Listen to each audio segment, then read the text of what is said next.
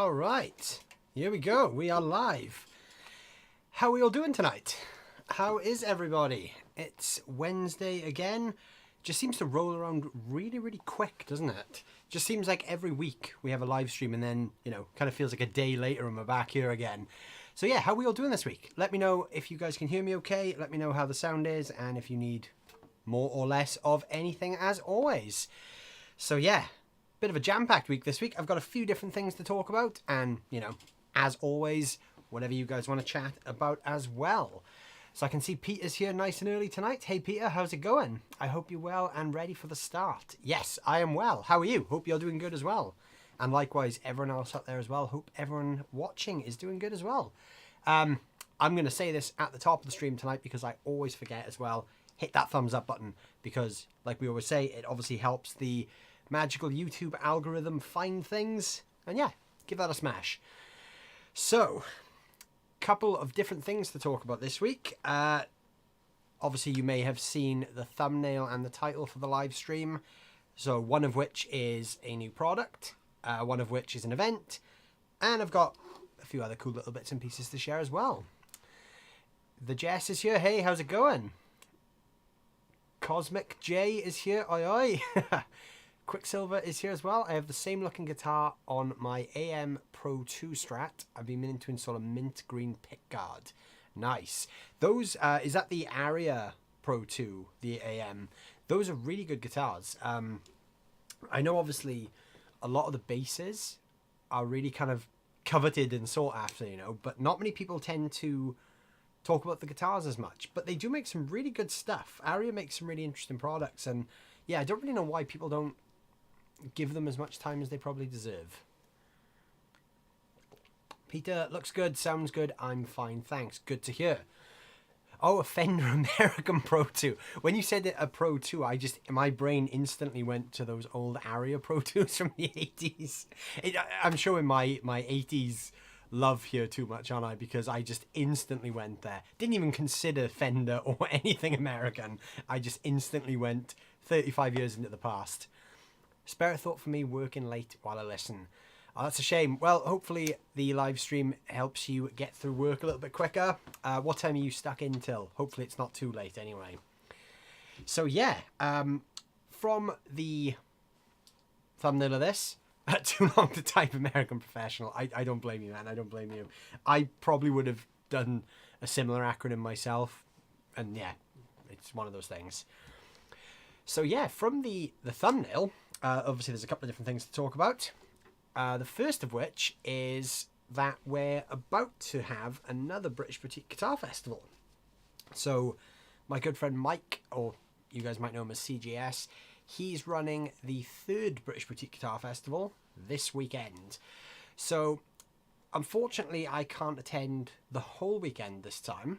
Usually I've gone in the past for all 3 days that he's done.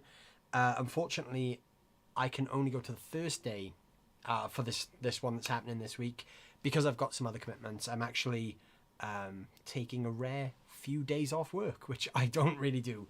Going into London for a few days to see the Rolling Stones live, and yeah, just taking a few, you know, down days because I literally don't think I've had a day off since maybe Christmas.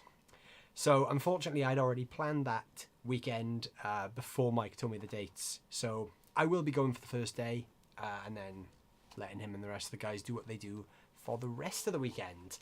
So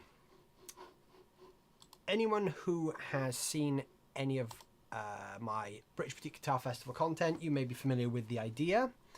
So the British Boutique Guitar Festival, or BBG Fest as we call it, is a kind of a small event that Mike runs at his house. And basically the whole idea, actually let me just go back to the main screen. The whole idea really is to showcase small and emerging British brands. So not the big guys, we're not talking about, you know, I mean in Britain we're not talking about guys like Marshall or Blackstar or any of those big companies. We're literally talking about guys that maybe build 20 guitars a year at home in their own workshops.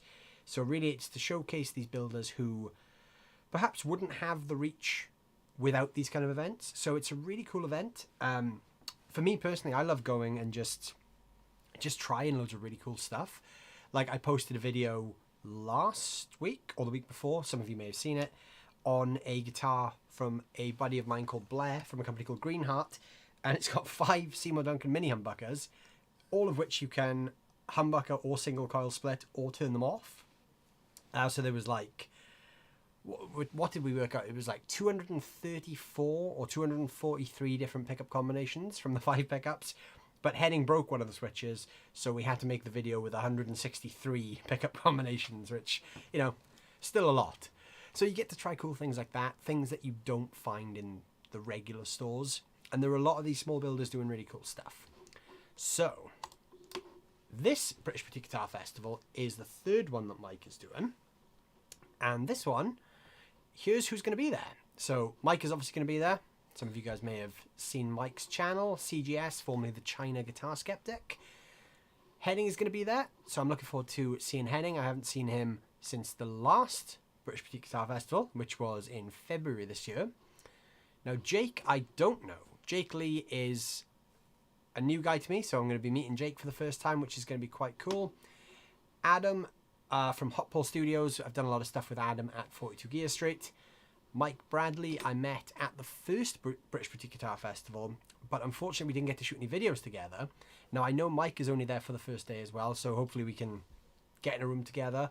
And it looks like, and I didn't know this until just now, looks like my buddy Carl Golden's going as well, so it should be a really fun weekend. Brand-wise, some of these brands you guys have already seen on the channel as well. Some of them I've already done videos with. There'll probably be some more videos. And some of these may be new brands. Now, because I'm only going for the one day, I don't know who I will be shooting with. So here's who's there, and some of these will probably appear on the channel. So LT Custom Guitars, I will definitely be shooting with these guys because me and Lewis from LT Custom Guitars have got something quite cool in the works that is going to be announced sometime soon. Very, very, very soon. We've been working on it for a few months, but it's about to come over the horizon. We've got Brilliant Amps, Bispel Audio, who makes some pedals by the look of it, Duncan Cruttenden Guitars, Sempiternal Guitars. I know Josh from Sempiternal, but I've not done a video with him.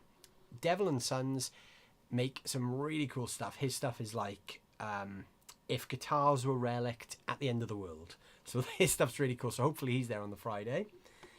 We've got Franklin Guitars, who I don't know. Maybury Guitars.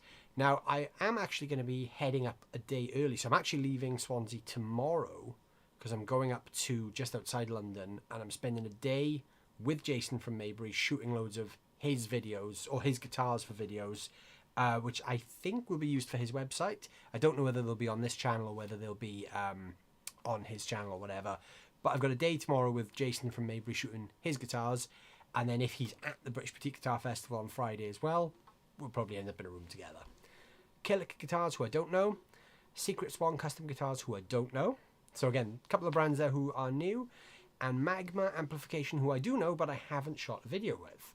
So, that's pretty cool. There's a bunch of brands. Obviously, like I said, I don't know who's going to be there on the first day with me. But it should be fun.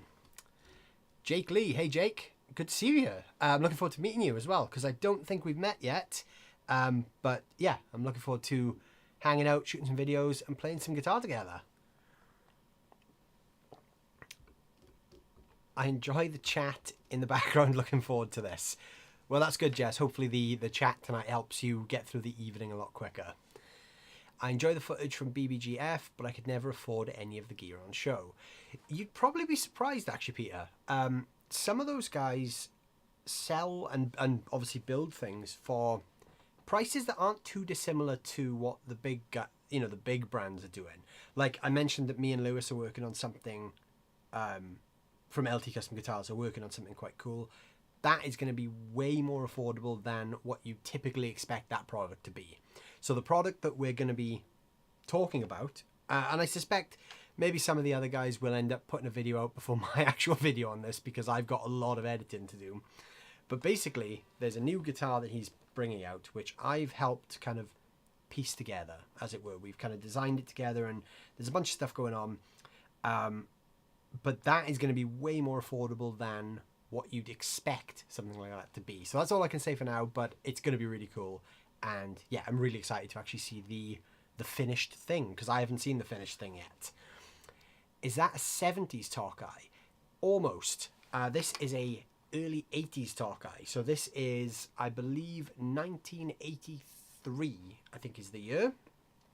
This one is one of the last ones before they changed the headstock shape and logo. So I believe in 84 there were some issues with, well, obviously with Fender, and the Tokai logo changed slightly. This is already changed from the original Tokai logo, but they changed it again, and they changed the headstock shape slightly. But this is the original Strat shaped headstock, like a Fender basically. This is, to be honest with you, my favourite Strat. It's literally the best Strat I've ever played. It needs a little bit of work now. Some of the higher frets are just starting to lift and they're getting a bit sharp on the edge, and they're quite low. This guitar has had, you know, nearly 40 years of life on the road basically, so it probably needs a refret at some point. It definitely needs a bit of work done, but I really love the Strat, and yeah, it's early 80s, probably the best Strat I've ever played. It's pretty much as close as I've found to, I mean, you know, when we think of Strats, we're always looking for a 63 for a good price, and no one can afford a 63 Strat because they cost, you know, 25 grand. So this, to me, out of all the real Strats, real vintage Strats I've played, this is the closest thing I've ever experienced. So yeah, I love this thing. I talked about this guitar a little bit a couple of months ago on one of the streams, because someone asked me where I got it, and this was a guitar that I never actually intended to buy, but I instantly fell in love with the second I put my hand on it. So when I bought this guitar, which was like, I think I've had it about 6 years now, I was in the market for a Strat. I didn't know what I wanted. I wasn't looking for anything in particular. I was just looking for a Strat, because I needed a Strat for some gigs I had booked at the time. And then a friend of mine basically messaged me one day and he said, I'm selling this early 80s Tokai. What do you think? He sent me some photos. Instant reaction. I didn't love it. I wasn't looking for a Sunburst Strat at all. But he said to me, I'll bring it to a gig and, you know, you can try it out. So I thought, yeah, let's try it. It'll be cool. Just, if nothing else, just to have played it. The second I took it off him, I remember the first thing I played was a G chord. And as soon as I played that chord, I looked him in the eye and I said, how much do you want for it? And I literally bought it from him on the spot. And it was funny because at the time the action was really low, so it was choking out. The strings that were on there hadn't been changed for years. It was in quite a bad way, but there was something about the feel of it, and I just thought, yeah, this is mine now. This is my guitar. And I quite like the fact that, you know, it's old. It's, you know, it's nearly 40 years old, and it's not a guitar that's just been kept in a case for 40 years. You know, I've had it for 6 years, but before that, someone else had it. I think it's passed through a few different owners, and it's been a working guitar. So there's dents in the fretboard, there's, you know, chips in the paint. I've even put some mileage on it myself. So this guitar's got some stories in it as well. So I quite liked that. When I first tried it, there was just something about, you know, the way it kind of felt, and I thought, yeah, this is mine. So yeah, long story short, it's not a 70s Tokai, it's an 80s Tokai. Went off on a bit of a tangent there. I also changed the pickups in this for anyone who wants to get super geeky on that. My buddy at Righteous Sound Pickups over in the States wound me a set that sound pretty much like a 63 set, because I had the guitar that felt like a 63. It's got the 7¼ inch radius, the 60s profile neck, everything like the veneer fingerboard, because it's not a slab fingerboard, it's actually a veneer, which you can't really see there, but it's really thin board. It's got the dots kind of half on the veneer, half off, just like a real one would. I blocked the bridge on this one for anyone interested as well. And yeah, the pickups just weren't quite giving it to me the way I wanted it. So I got my buddy to wind me a set of these, which are like pretty much a vintage 63 set. And now it is literally perfect. So yeah, I love this thing. Tishbeck Gwilym used to swear by them. I'm not surprised, to be honest. They're such good guitars, and they fluctuate in price a lot depending on where you look. I paid I think £350 for this, which I thought was quite a good price at the time. Then they went up in price, so they were sort of kicking around on eBay from, 800 to about 1,000. Then they came down to about 500. I wish I bought another one when they were down, because I think they've gone back up again. But yeah, they're great strats though, like very, very underrated. 62 Strat is my holy grail. Totally unrealistic, but I always hope.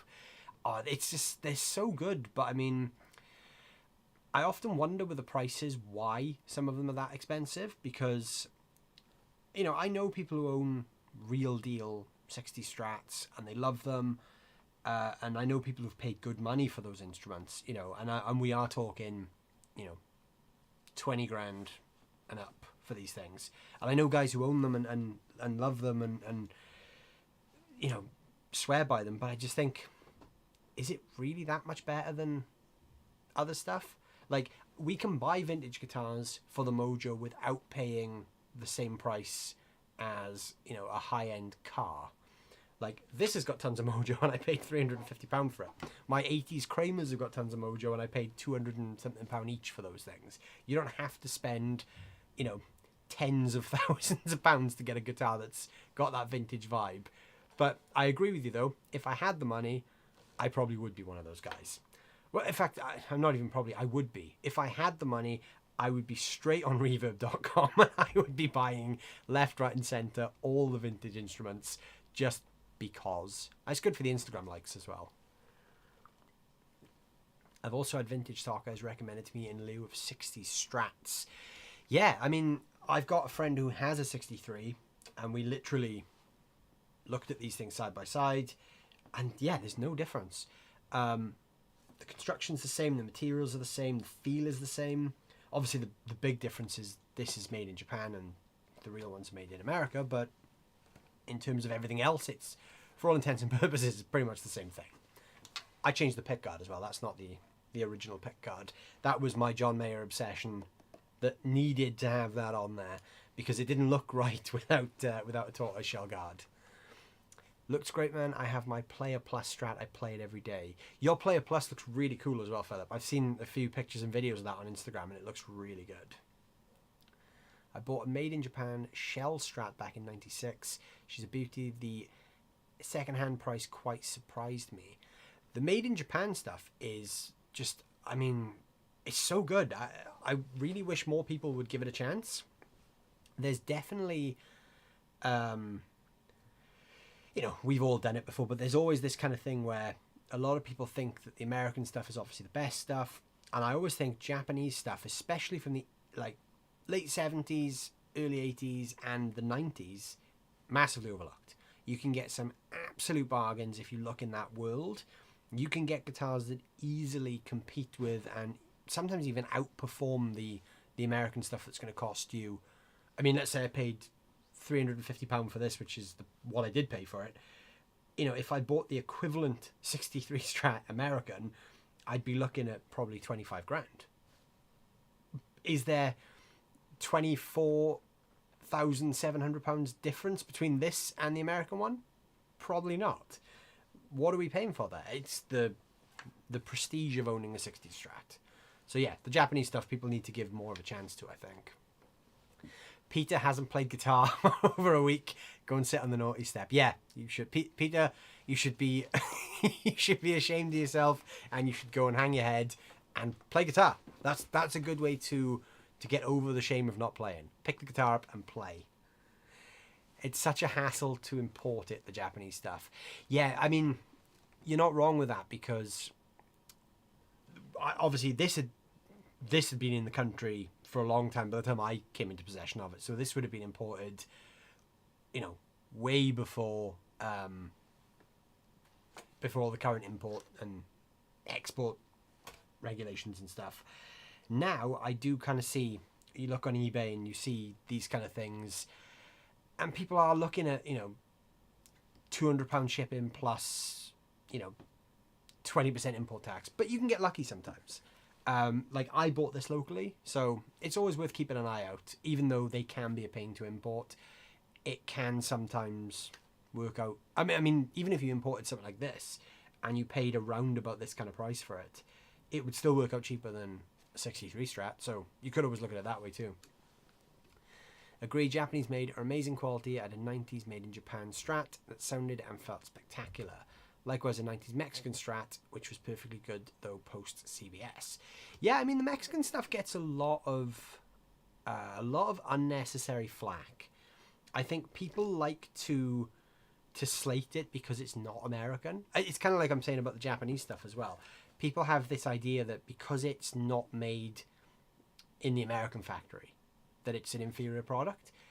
But that's not really true. I know that obviously guitars made in China have suffered with that for years and years because of, because of the entry-level guitar market. Those guitars have always been cheaper. But even in recent years, even Chinese-made guitars are getting really scarily good. So, yeah, I think the days of where guitars come from, those are kind of over now. But those 90s Mexican ones are really good. I almost got tempted into buying one of those recently, but I convinced myself I didn't need another Strat, which was probably the wrong thing to convince myself. But yeah, I saw one come up locally for, I think it was like £250, and it was like a 90, I want to say 96, 97, and they like swapped up the pickups for something. I think it was like a Seymour Duncan something in the bridge, and I was this close, and I was about to message the guy, and I thought, no, I don't need it, but maybe I should have.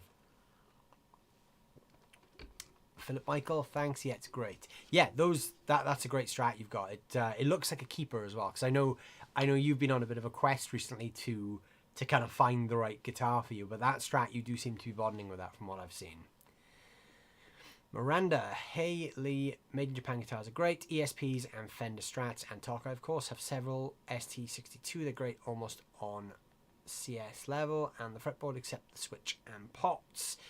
Yeah, I mean, I think that's the kind of difference there, isn't it? On some of the Asian-made stuff, you do sometimes get slight compromises in the electronic quality.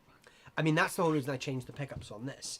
Not that the pickups that were in this weren't good, because they did sound good, but I just think that the pickups I put in it sounded better.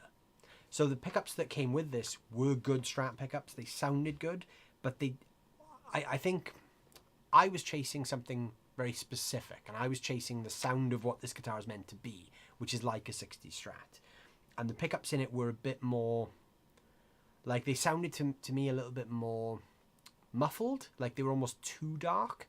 They didn't have that kind of nice, there's a nice bell-like quality to a good 60s kind of sound, and the Tokai pickups just didn't have that extra kind of 10% that I wanted. So yeah, so I swapped them.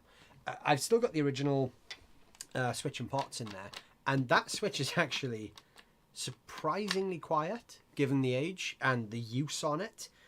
As far as I know, none of that stuff, well, I know it hasn't been changed because I've seen inside there. These have all still got the original 83 pot stamps on. The only thing that I know has been changed are the bridge saddles. You can see they're Graphtec graphite ones. Probably will replace them with something a bit more vintage at some point. And at some point, the nut has been changed to, I don't know what, I think it's a bone nut. But that has been changed at some point as well. Tuners are original. Some of those springs aren't original because I put those in. But yeah, as far as I know, it's mostly original.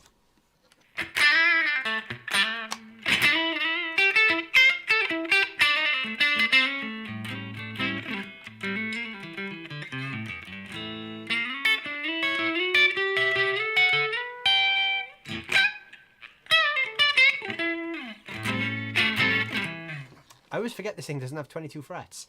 I always get up there and try to go one further, and I always forget it's a vintage style Strat. It's only got 21. But yeah, that's the only limitation. If you get used to playing modern Strats, they've always got that 22nd fret. This doesn't have that. But yeah, all in all though, I love this thing. I've not gigged this for a long time until recently, and I've just started taking it out to gigs again, and I'm kind of realizing now why I like it so much. It handles everything you kind of throw at it. So if you play clean, it's just got a nice kind of sparkly clean. It's got that nice kind of attack that a good Strat needs.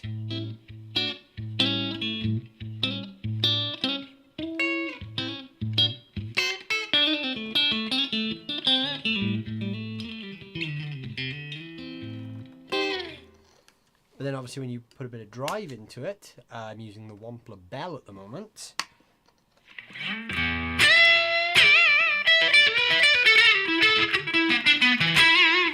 Not much drive in that, but let's put a bit more.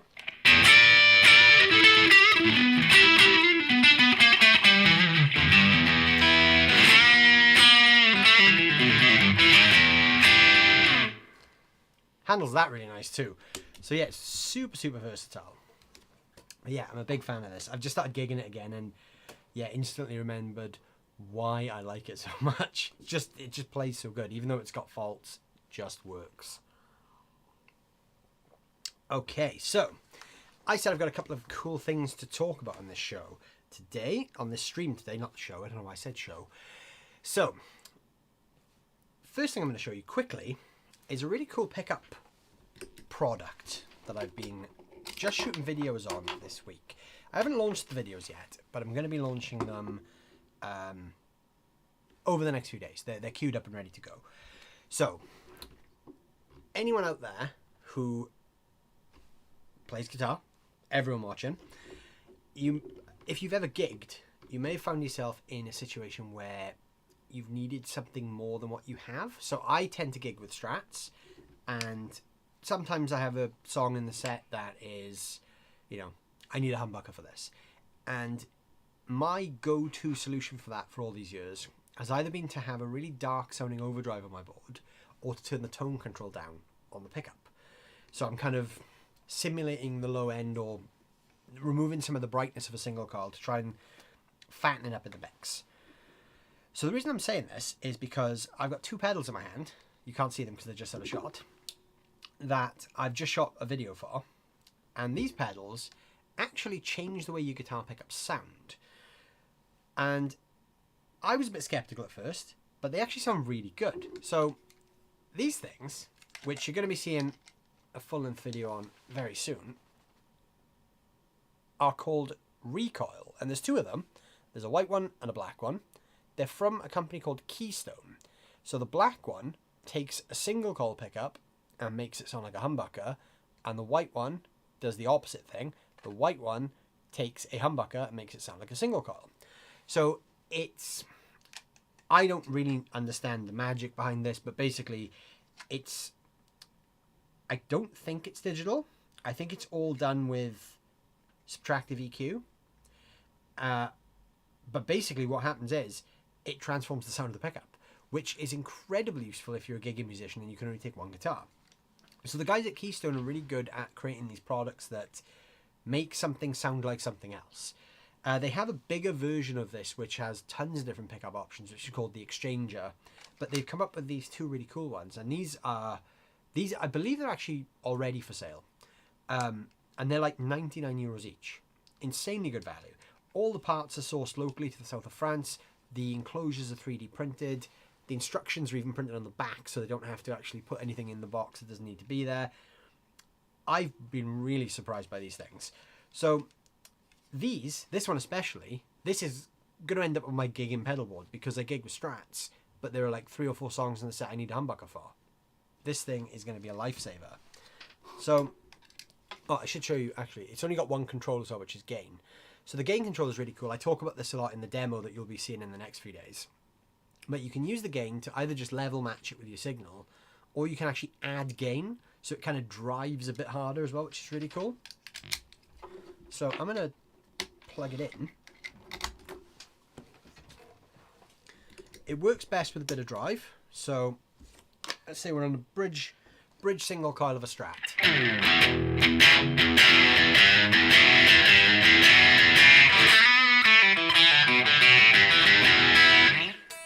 Very bright. It's a bright sound. Kick on the recoil.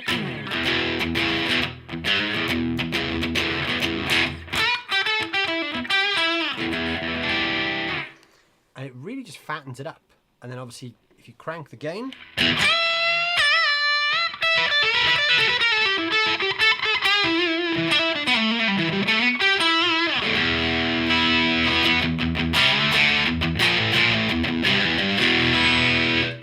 And off.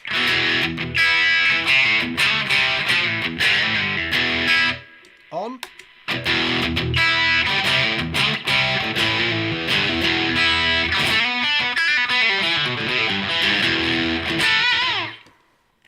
Really, really cool. I don't really know how they do it, but it sounds good, and I really like it. It kind of feels very humbuckery as well. So that video is going to be going up in the next few days as well. And I've actually shot 2 other short videos, which are like an A/B test as well between each of the recoils and the real versions of pickups. So single coils and humbuckers versus what the pedal's doing. Krenar is here. Hey Krenar, how's it going? Hope you're doing good. Good to see you here again, as always. Looking forward to hanging out with you soon as well. Only a few more weeks and we can talk guitars and all other sorts of fun activities. So, the big thing then today is, some of you guys may have seen the news on Facebook. A lot of people have leaked this today. This isn't officially confirmed, but I thought it was something quite cool to talk about because it definitely kind of shows a shift in the way the industry's going at the moment. So what I wanted to talk about was the fact that Sweetwater leaked a pedal, which is this thing. So this is a collaboration between MXR and Analog Man. Now, all of the main guitar publications have posted about this today, even though the product, I guess it's kind of being confirmed now in the sense of, you know, Sweetwater put a listing up and then took it down.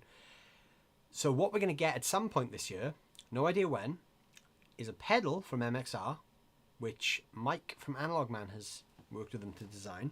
So what this basically is it's being marketed, and I know I did this in the title, and I know it's bad because it's clickbaity, and yes, I know, but it's not a king of tone. It's essentially a prince of tone because it's just one half. But this is what this is going to be, is an affordable prince of tone, which is very cool because the king of tone is obviously hard to get. There's a huge waiting list. I will tell you what the waiting list is right now as well. The waiting list for the king of tone is currently shipping orders on the 21st of June that were put on the list before December the 10th, 2017. So there's currently a 4.5-year wait to get your hands on a real king of tone. So this thing is going to be a game changer for anyone who is interested in getting their hands on that circuit. So I have a king of tone. I waited 3.5 years for this thing.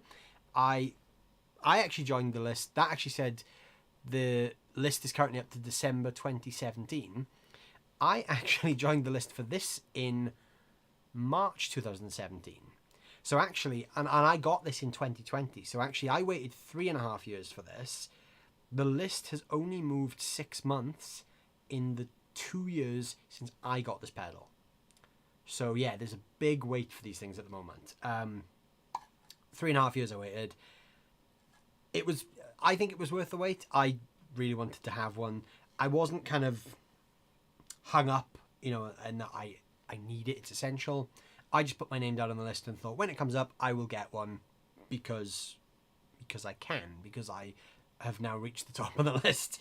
But the fact that MXR are releasing this thing, the Duke of Tone, it's really cool because even though the Prince of Tone exists, it is still not a wait for it, but it's not the easiest thing to get your hands on. So the Prince of Tone you can order pretty much freely from Analog Man, but they only make them at certain times because of parts and whatnot. So there's still a little bit of, you know, trial and error when it comes to actually getting your hands on one. But and then again, like the King of Tone, they go for silly money on the resale market. So the fact MXR are working with Analog Man is really, really cool because Mike from Analog Man is a big fan of MXR. And also, there are a lot of companies trying to get on board and basically steal the design and kind of, there's a bunch of cheap knockoffs going on the market that probably aren't great. I mean, I haven't played any of them, so I can't comment for the sound or build quality, but you know what it's like if you buy a really cheap and cheerful pedal, it might break down after a few weeks. And I know Mike is obviously someone who works very, very hard to preserve his thing and what he does. So it makes a lot of sense for him to license the designs to a company like MXR that he already has a good rapport with, because, number one, it allows him to keep making money off this, because at the end of the day, this is his circuit. So if anyone gets paid for this, it should be Mike at Analog Man, because it's his work. But also, it allows many people to get access to the circuit without needing to wait 5 years, which is really cool. So obviously I don't know any pricing or anything. I've already told my buddies at MXR I want one of these. I literally emailed them first thing this morning when the story leaked, and I said, put me down for one. I will pay you whatever it costs. I just need to have one. So hopefully I'll have one of these whenever they come out. And I'm pretty sure these are going to be readily available. So what I really like about this is the fact that it's MXR, so it's going to be affordable. So JD just said there in the chat, the Prince of Tone is affordable but hard to get. So I think, I don't know for definite, but I think it's going to come in around about the same price as these things, the MXR Timmy. Now, same thing again, Paul Cochran is still making the Timmy. Again, originals very hard to come by, very expensive on the resale market, and when Paul does make new ones, they sell out very quick. So again, licensing the circuit to MXR allows pretty much anyone to get their hands on it. And I think these things retail for like £130, £140.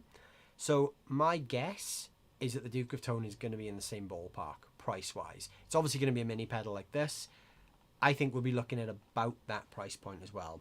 So I don't know when they're officially dropping. It's going to be this year at some point, I believe. But yeah, I think we're going to hear a lot more about that. But I thought that was something quite interesting to talk about. And I wanted to see if you guys had any thoughts on big companies that kind of have these really hard to get products.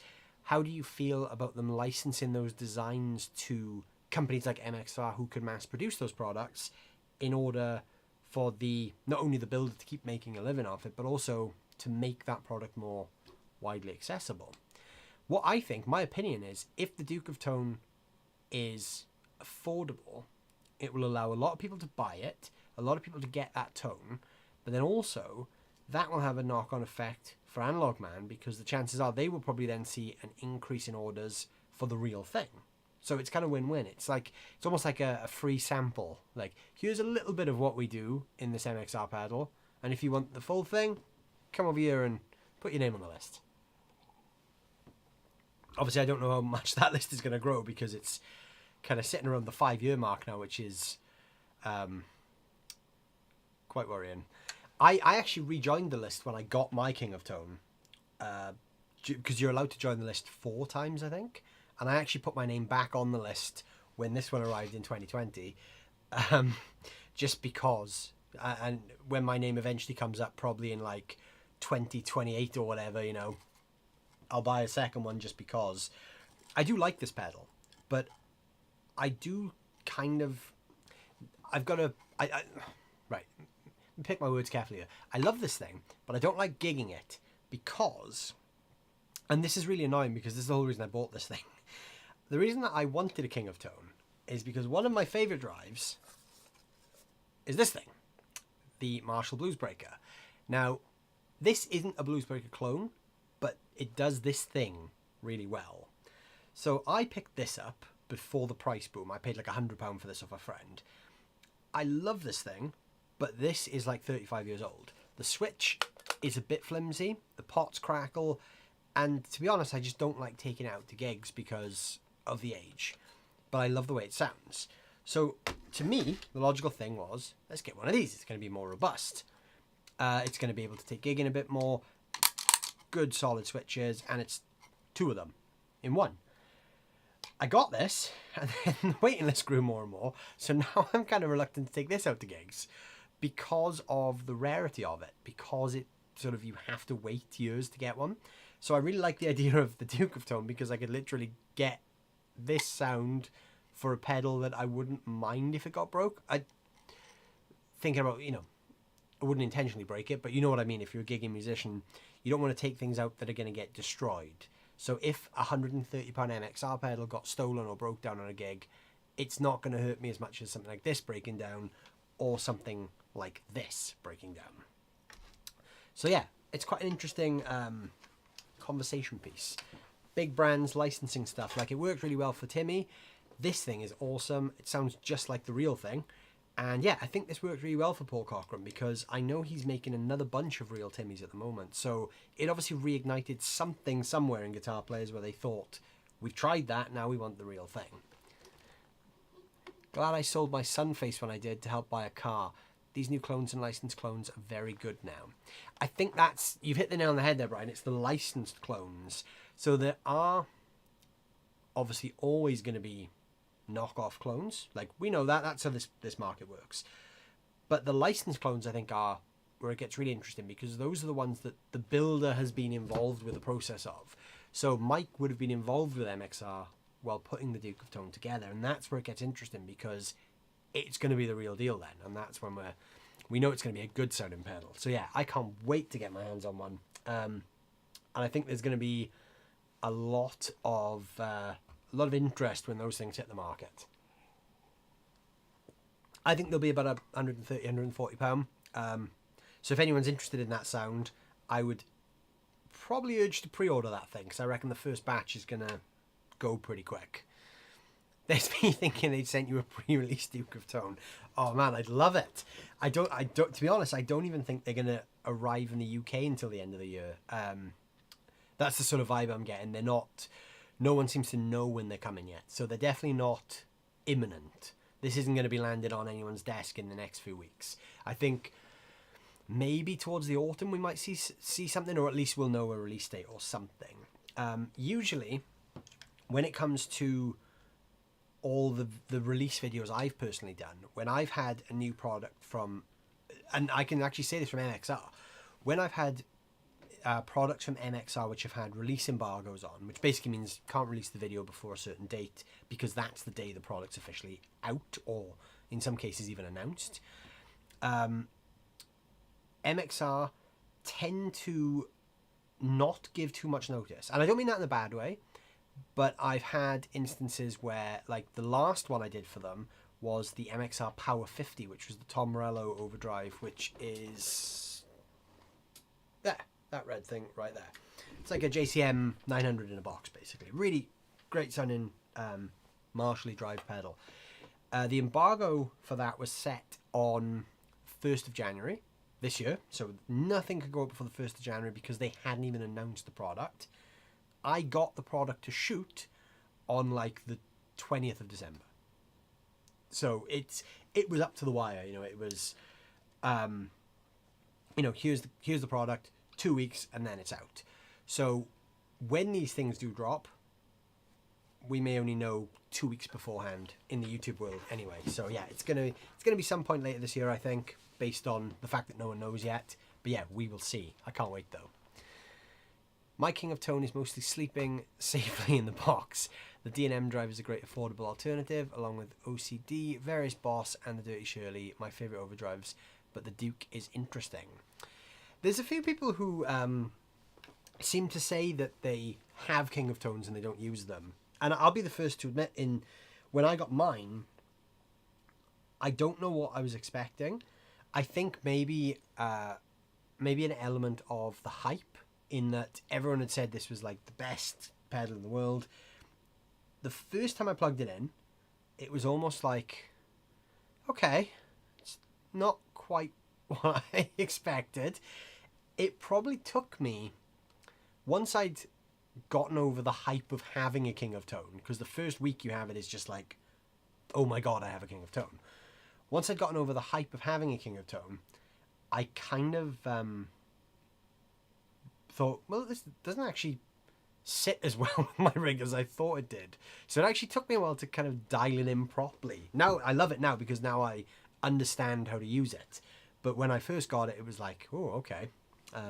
Didn't really know where to go with it. So, I'm going to plug it in. As soon as we're talking about it, and I have it on the desk, let's plug it in. So this one, I have my King of Tone. It's two sides. Both sides are the same. You've got the yellow side and the red side. My yellow side is stock. My red side, I have the high gain mod. Basically, it just adds, like, if you imagine the gain knob goes from 1 to 10, this has like an extra 3 notches. Just a little bit more gain on top, just because I flip between blues and rock a lot. So I just wanted that headroom on one of the sides where I could push a bit more drive if I needed to. Everything else on it is completely stock though. And the yellow side, yeah, like I said, I didn't even bother asking them to do anything to the yellow side because I wanted that pure kind of blues breakery thing. So the yellow side is really low gain. It sounds like this. So low gain there's no sound because I have my tuner switched on.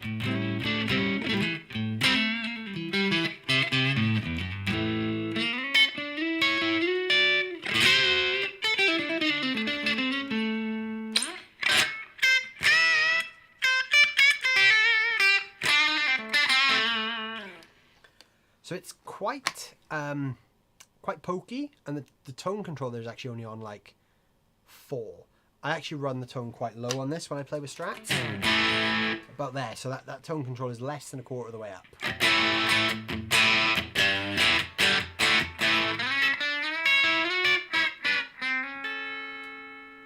And that's the gain on just over half as well. So you're hearing a bit of buzz there from the singles. If I put the gain on full, this is all you get.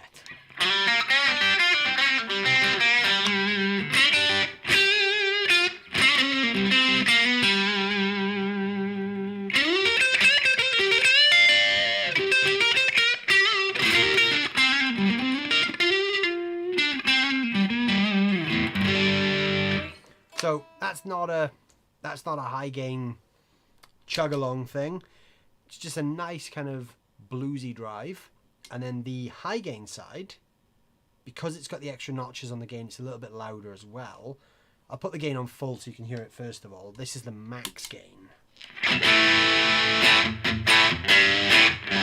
So you can hear that's a lot louder. Like the volume is actually set lower as well. The volume halfway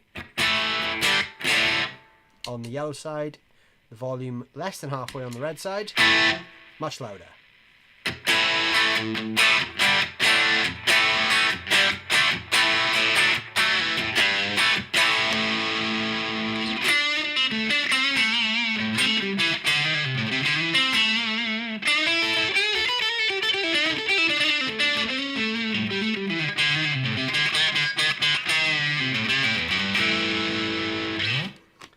And then obviously you can stack the two sides as you see fit as well. Inside the unit there are 3 little dip switches on each side which give you these options here. So the Prince of Tone has this as a toggle switch on top, as does the Duke of Tone. Each channel has a boost mode, which is like a clean boost, an overdrive mode, and a distortion mode, which is like hard clipping. I've got my King of Tone set to overdrive on both sides. So you can reduce the gain more by putting in the boost mode, and you can also push more gain in by putting it into the distortion mode. The distortion mode sounds good, but just for my use it's a bit too harsh with the clip-in. But yeah, it's a really great pedal. I normally run the drive on the high gain side at like 1 o'clock. I quite like about this level.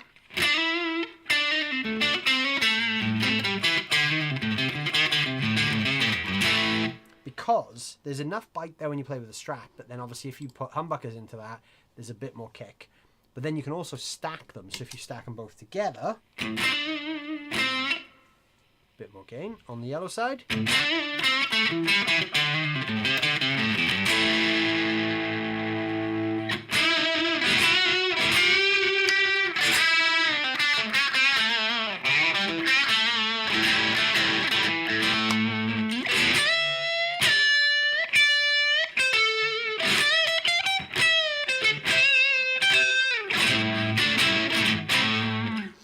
So it's quite kind of chunky. And I mean, obviously you can go harder there with the gain as well if you need to. I can actually use the recall actually to show you some humbucker stuff as well.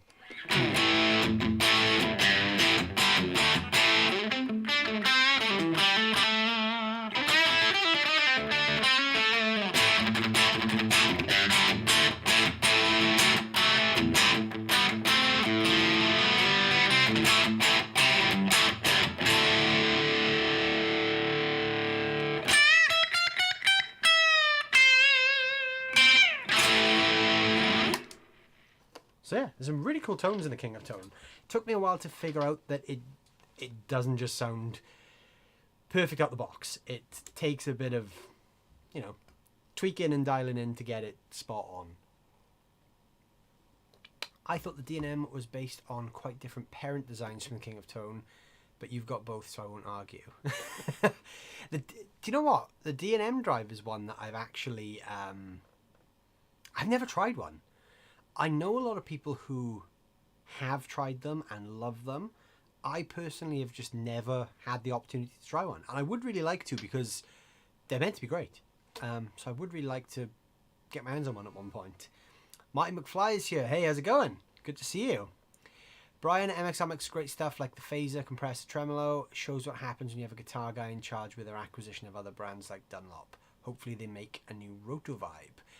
I thought the Rotovibe was still in circulation. Is it not?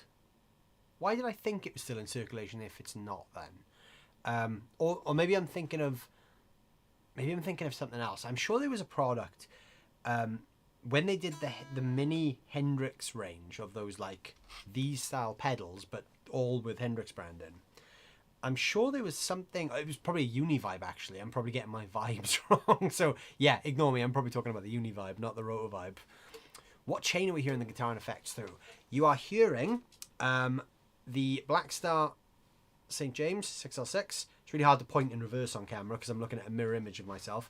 The St. James 6L6, which is that amp, that is running on the clean channel. So clean. Nice warm clean.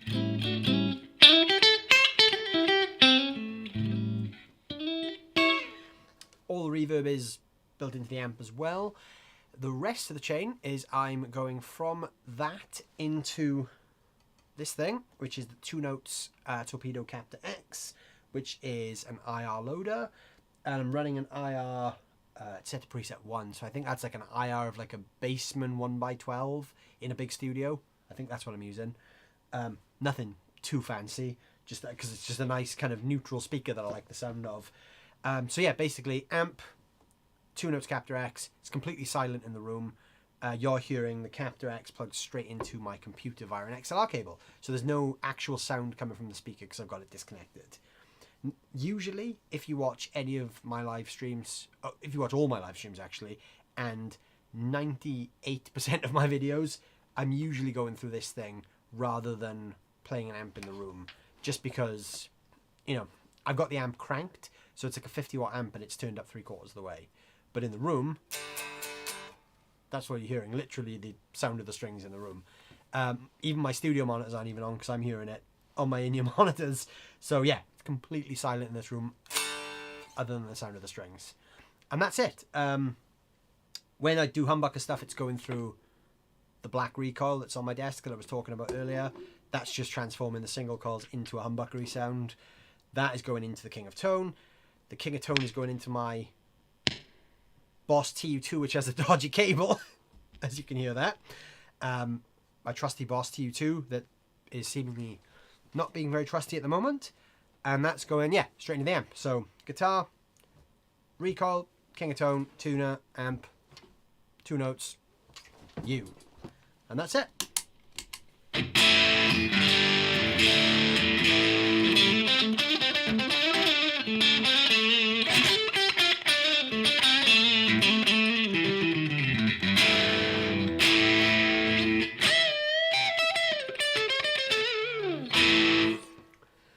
So the King of Tone is supposedly, you know, there's many debates, but it's supposedly based on this thing. This dusty old thing that I have. This is one of my favorite drive pedals. Very low gain, very inefficient. There's not much volume in this thing. You literally have to run the volume there to get it to unity gain. There's like 5% beyond unity gain. It's awful for a boost, but it sounds really good. This is apparently where the King of Tone bassist came from. So the original one actually, I believe, was something to do with a modded tube screamer with all the mid-range taken out, but it ended up basically being compared to this. So while it's not a direct copy or a clone of a Blues Breaker, it's that kind of ballpark. And for anyone who is kind of in the market for that kind of tone, prior to the Duke of Tone coming out, that just wants a bit of that blues breakery vibe, this thing, the New X Morningstar, this is amazing. This is like a 35-40 pound blues breaker.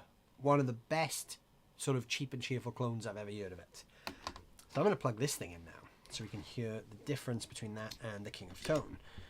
So obviously the blues breaker doesn't have as much gain available as the King of Tone, and the King of Tone is infinitely louder. Like I said, the blues breaker is very inefficient in terms of volume. It's not a loud pedal at all. It can be quite noisy, but it's just one of those things, you know. This is actually the gain up full, the volume at unity gain, which is like just above 3/4 of the way up. Actually, no, that's way above unity gain. Unity gain is like just above 2 o'clock.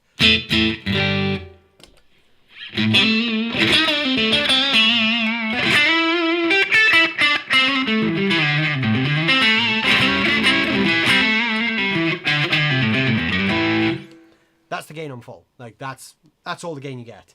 The tone there is quite bright. The tone is on like 9 o'clock, so like 2.5. Humbuckers.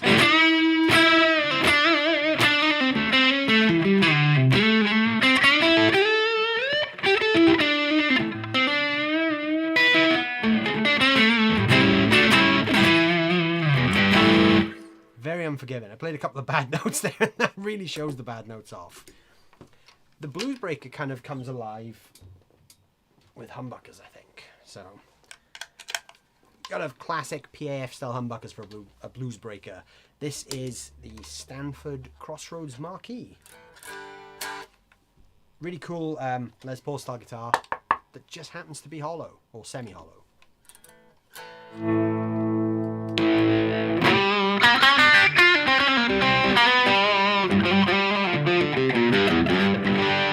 See, that to me that's where the blues breaker really comes alive, because that's kind of the thing that I loved about it, was that Eric Clapton kind of chewy vibe when you just run the tone control on the bridge at about 8 and the volume on about 8.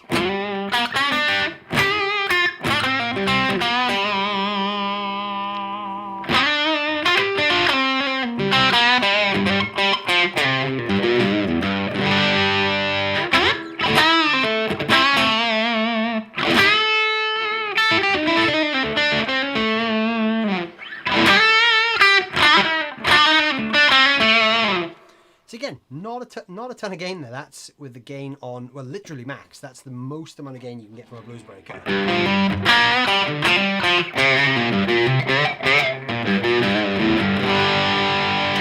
They were really designed as kind of a this range of Marshall pedals was kind of designed as like a pushing series of pedals. So they were never designed to be the max gain on their own. They were kind of designed to pair up with solid state amps at the time, to give them a little bit more of that valve characteristic in the tone. So while this pedal is not going to give you a ton of gain, it's going to give you character. But the problem at the time was, when they came out, everyone was plugging them into solid state amps in the 90s, and they actually sounded awful through the solid state amps. But some people found if you take those pedals and plug them into valve amps and push the valve amps with them, they sound really good. So yeah, that's all the gain you get from that thing. It's not a ton. If you're playing blues and, you know, classic rock, you don't need much more. And it gains up more when you dig in.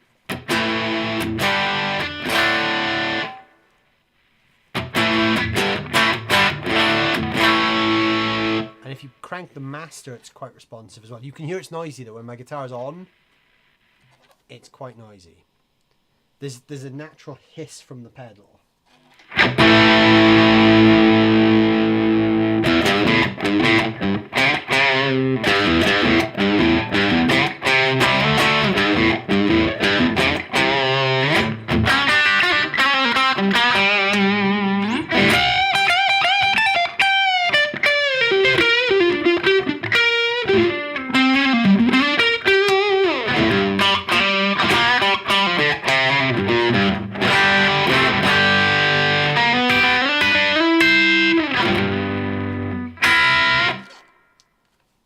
That's all you get from that thing. Not a ton of gain. The Morningstar from NUX kind of gives you the best of both worlds. So it's got a bit more grunt in it, a bit more gain, but it also does the classic thing quite well too, which is nice. This is one of my favorite budget pedals that I've ever tried. I really, really enjoyed doing the demo of this thing.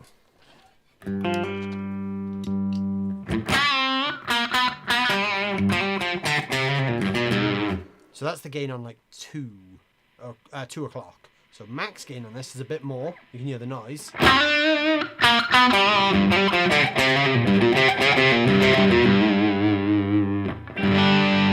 Again, not a ton more, but there's a bit more there. There's enough to kind of get you over the cliff, and it's a really good take on the Bluesbreaker sound, I think.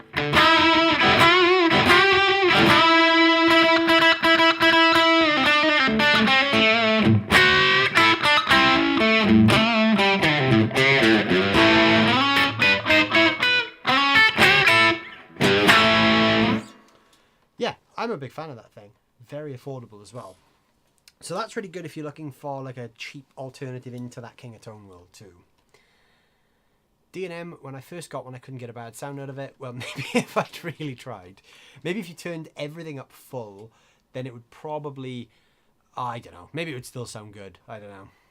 I think it's, these days it's hard to get a bad sound out of most things, I think. A lot of pedals are just coming on so well. Like even the cheap stuff, like that Morningstar that I've just played, sounds very, very similar to the Bluesbreaker, which has the same kind of DNA as the lower gain side of the King of Tone.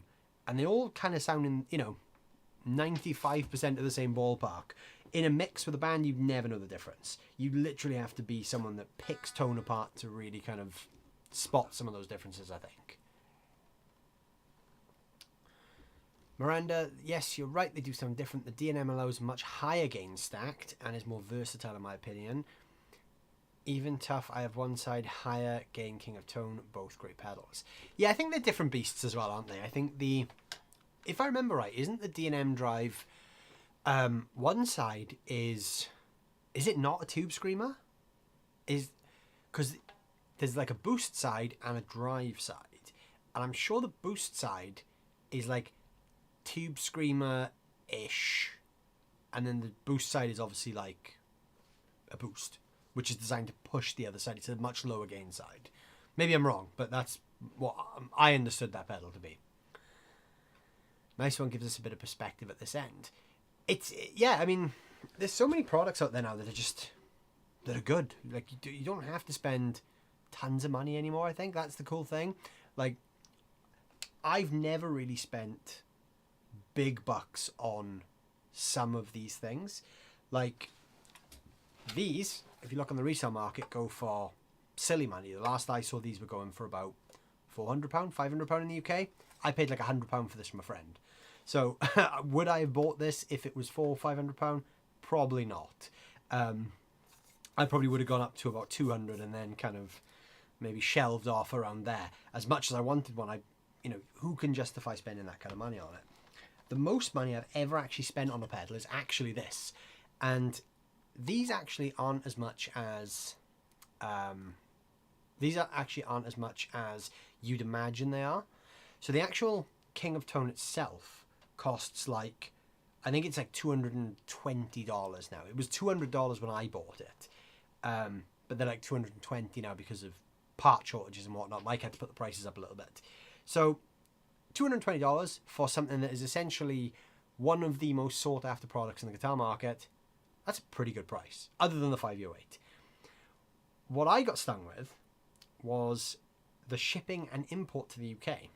So this became very expensive very quick. So call it $220 for the pedal. I paid an extra, I think it was $10 for the high gain mod. That's fine, that is what it is. I don't mind paying for that. The shipping cost me $110. Half the price of the pedal. Then, being in the UK, and because of all the wonderful political decisions our country make, I had to pay £80 import tax for this thing. So buying one of these brand new from Analog Man, plus shipping, plus import tax, only worked out £35 cheaper than what they were going for in the second-hand market at that time. So I think this cost me all in somewhere in the region of about £350, £360. A lot of money for a pedal.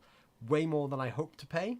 I'm glad I paid it because now I have it. But yeah, I mean, I didn't save much money at all. I should have bought one of these on eBay and not had to wait, 3.5 years. But it is what it is. But you don't have to spend that kind of money. That's the point I'm making. Like, these are now going for silly money. The Blues Breakers are going for silly money. But you can get things like the Morningstar from NUX that does the Blues Breaker thing. Or you can obviously wait for the Duke of Tone that also does the Blues Breaker thing, King of Tone thing. And that's licensed as well. So you're actually supporting Analog Man by doing that too.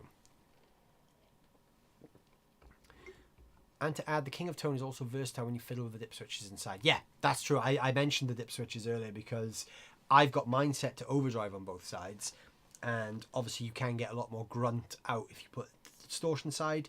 There's also a lot, no one touches these things, but there's also these little, each channel, and maybe you haven't even done this, each of the sides has a mini trim pot which adjusts the, it's kind of like a presence control. It's like the overall high frequency content of the tone control. I found turning each of those up by like 20-25% just kind of opened up the sound of the pedal a bit more.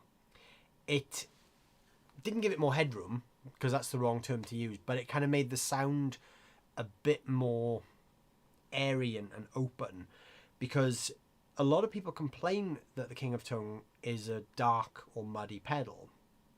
And I didn't particularly find it too muddy when I got it, but I found just, nudging those trim pots up by 20-25% just opened it up so much more. And even though I run the tone controls really low, like those are pretty much my King of Tone settings. If you can make out that, there we go, we're focused. Those are my King of Tone settings. Those are my King of Tone settings. So I sort of try and volume match the two sides, but obviously with the gain being higher on the red side. And I run those tone controls very low, but I found opening the back, turning those trim pots up, but putting the tone control lower just kind of gives the pedal a little bit more something. Don't know what it is. Maybe it's just me. Maybe I'm making that up in my head. But to me, it kind of enhanced the experience. So that makes it a little bit more versatile as well. Rotovibe is a wah-looking pedal that when you treadle it, it speeds up or chorus or vibe.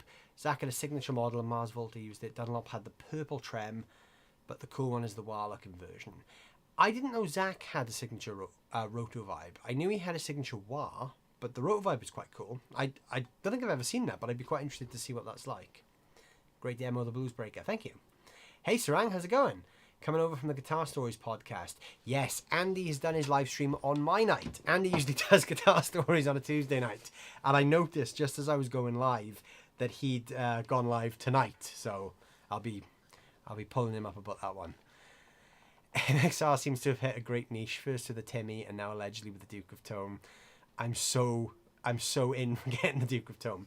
I love that you say allegedly there as well, because at this point, Sarang, it is allegedly, because it hasn't really been announced as such, but every guitar publication has written about it, and everyone's talking about it. So yeah, it's a given, isn't it? It's happening. It's just it hasn't been officially announced. But yeah, Sweetwater basically leaked it. But yeah, it's going to be really cool when that thing drops. I think there's going to be big demand for it. I was saying earlier on in the stream when we were playing some tones to the King of Tone, I was saying that I think when the Prince of Tone is officially announced, stores usually do pre-orders on new things. So my projection is that the pre-orders are going to be big. So I think anyone who might want one quite quick is going to need to get their pre-order in when that thing goes live, because there are a lot of people who, I mean, like we were saying earlier, the King of Tone waiting list is currently 5 years. There are people who've been on the King of Tone waiting list since 2017 that are still waiting for their King of Tone to be made, or even for their name to come up to be made, because you don't get your pedal built until your name comes up on the list. So there are people that have been there 5 years waiting for that. If MXR have all of a sudden come out with a Duke of Tone, you know, there's already 5 years worth of people waiting for that sound without everyone else wanting it as well. So there's definitely going to be a big demand for that thing. Hopefully MXR are going to make those by the thousands, tens of thousands even. Then they hit you with VAT on the shipping too. Yes, they do. They hit me hard with all that stuff. It was a killer. It ended up costing me pretty much the same. What the pedal cost, which I'm actually going to check what it currently is. It's on their website somewhere. So the King of Tone currently... Okay, look, there we go. It has actually gone up. So it's currently $275, which in my money in the UK is £226. So I paid a little bit less than this. I think for me, that does say the price was raised in 2018, but I'm... Oh, and again in 2022. Okay, right, that makes sense. So yeah, I think I paid like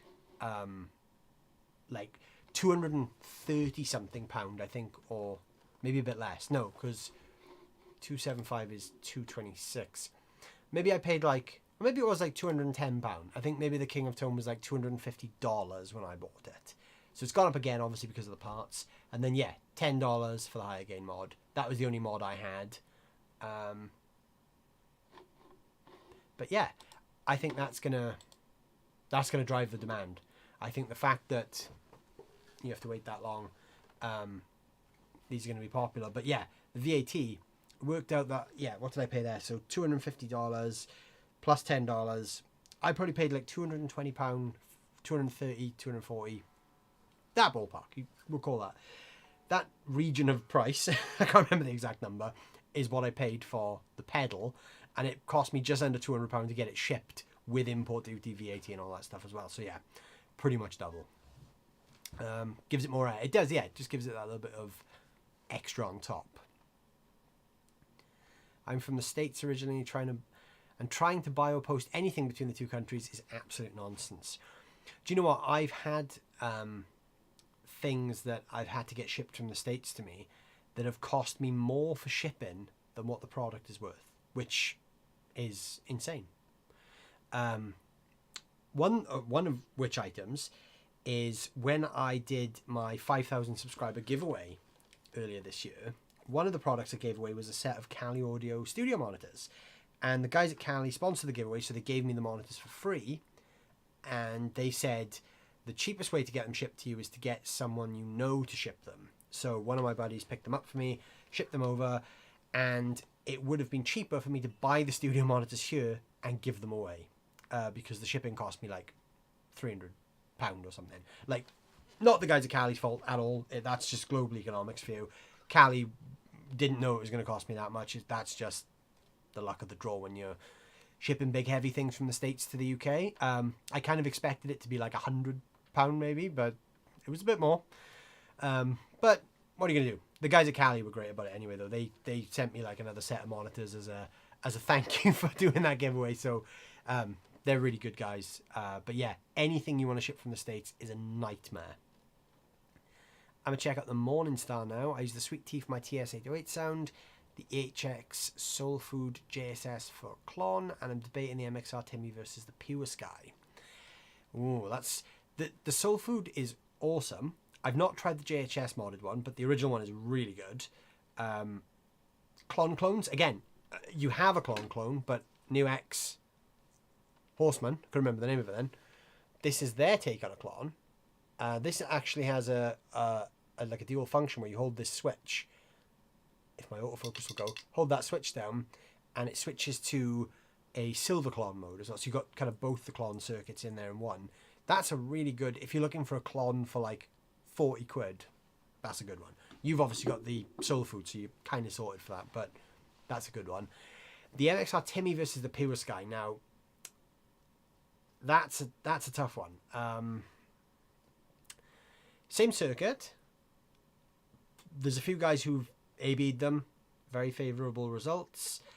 I personally, from my use case, I would say the MXR Timmy purely just on build quality. The Pure Sky, I've not heard on myself, but allegedly they sound pretty much identical. I would suspect if you're looking to keep that pedal for a long time, the MXR is obviously going to be much better quality. I gig with the MXR one all the time. I'll plug it in now so we can have a listen. I love the MXR Timmy though. It's a really good pedal. But for anyone who hasn't seen it up close, it's actually one of the first things I demoed on the channel as well. When I kind of started the channel and taking the YouTube thing seriously, this was one of the first things I kind of showed on the channel. And when did I get this? I actually borrowed this from a friend of mine who runs a local guitar shop. He literally just gotten it in. This was the first one in South Wales, and I rang him up and I said, can I please borrow that for a video? I'll have it for a day and I'll give it straight back to you. It was the only one he had in stock as well. He brought it to me right at the start of the pandemic, because we couldn't actually meet up close. So he actually came to my house and he left it at the bottom of my garden, and I had to go outside and pick it up from the bottom of the garden. Yeah, April 2020, I think I got this thing. I had it for a day to loan, and then I literally called him the next day and I said, you're not having it back. How much money is it? And I bought it off him, and I've literally been using it ever since. It's a really good pedal. It's got 3 different clipping modes: bass knob, treble knob, volume, and gain. Also, before I plug it in, anyone who hasn't seen the Timmy before, there's a weird thing with the bass and treble knob. My autofocus keeps going off. You'll notice my treble there is up full and my bass is quite low. Now, what this pedal actually does is the knobs are essentially reverse. So when you're running the bass and treble on full, like that, they're actually not in use. So this pedal it doesn't boost the frequencies, it has a subtractive EQ. So when you run the bass and treble knobs on full, that's just the sound, and then you can take away bass and treble by dialing back. Very weird. It takes a while to get used to that when you're dialing it in. And we've got this 3-way clipping switch, which just gives different variations on diode clipping, like symmetrical, asymmetric, and something else. I can't remember off the top of my head. I think with those kind of things, like, I'm the sort of player that finds one that I like, and then I just kind of roll with it. And I've done something now. There we go. So actually, I'm going to go back to my Strat. I think the Timmy is a great Strat pedal because it's got a real kind of fatness to it. You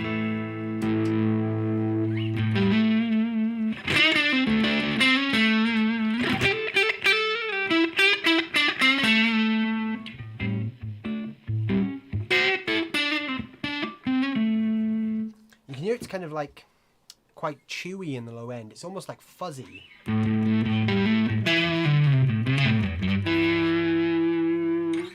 For the longest time, I was using it as a lead boost. So when I'm playing live, it just kind of fattens up single note stuff.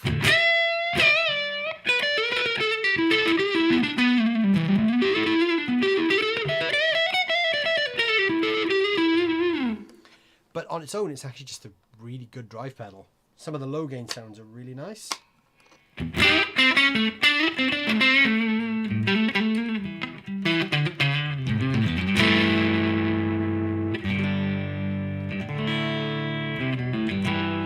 It has a really unique clarity to the sound, but also like that kind of you know, like an amp is about to blow up. But yet you can hear every note really clearly, and it's super dynamic. When you don't play that much, kind of hold back, and then dig in.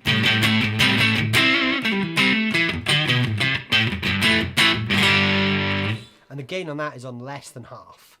So there's a bit of punch in that, you know. It sounds good on a Strat bridge as well. If you keep the bass control on full, really fattens that up.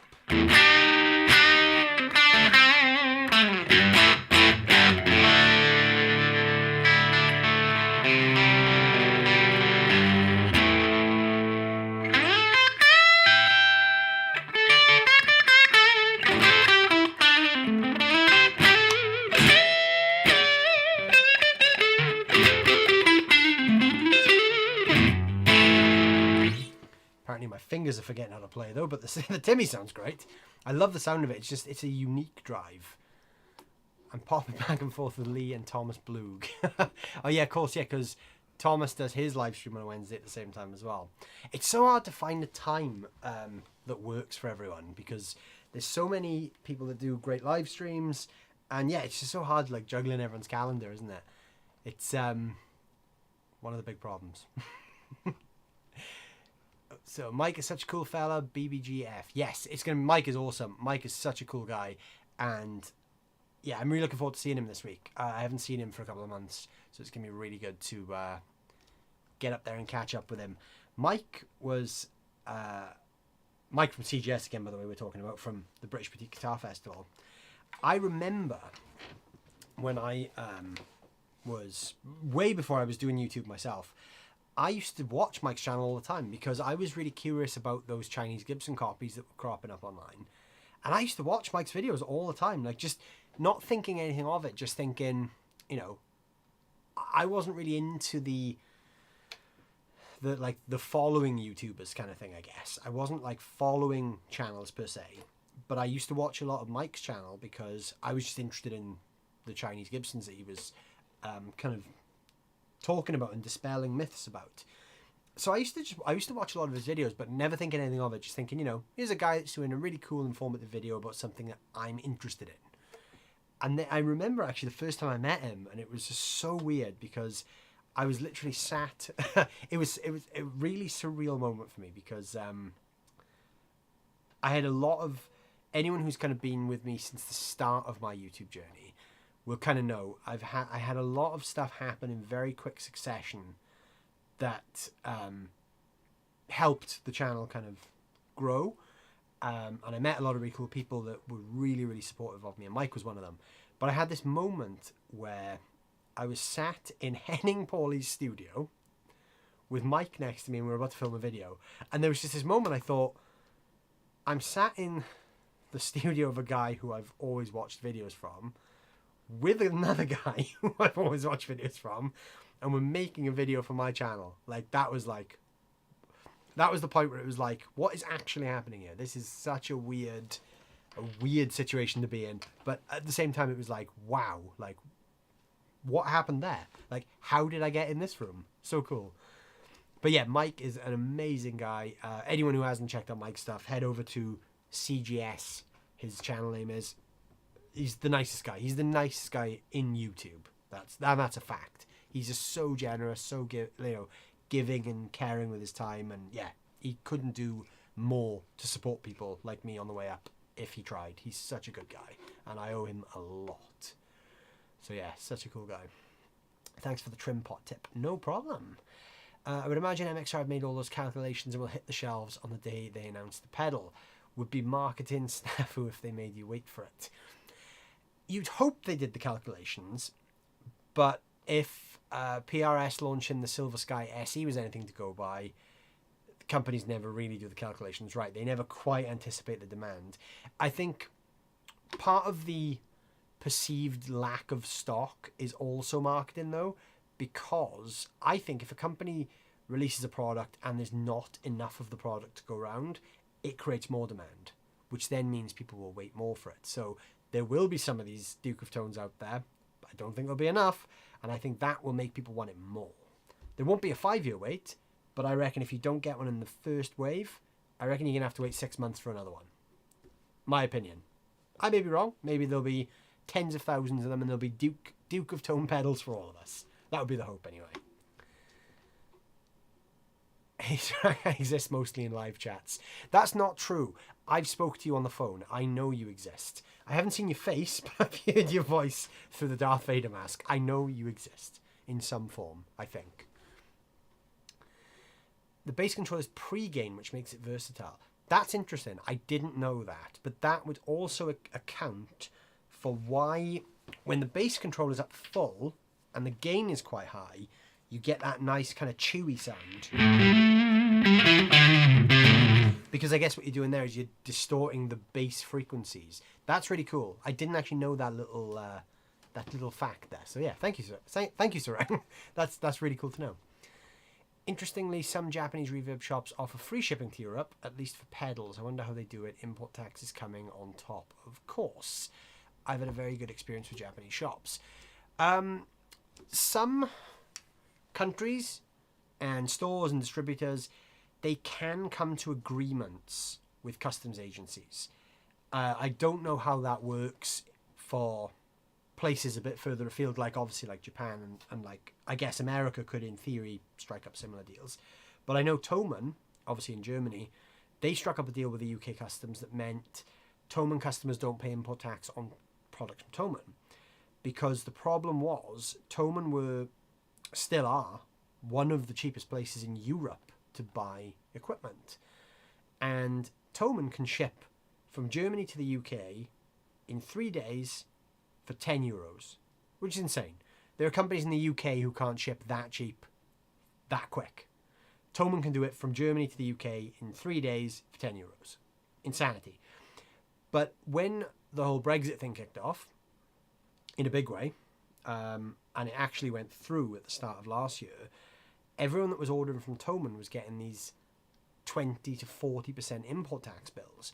So you might think, oh great, I've bought this guitar from there, I'm saving £200 off retail price because I'm importing it from Thomann, and then a bill for £350 lands on your doormat.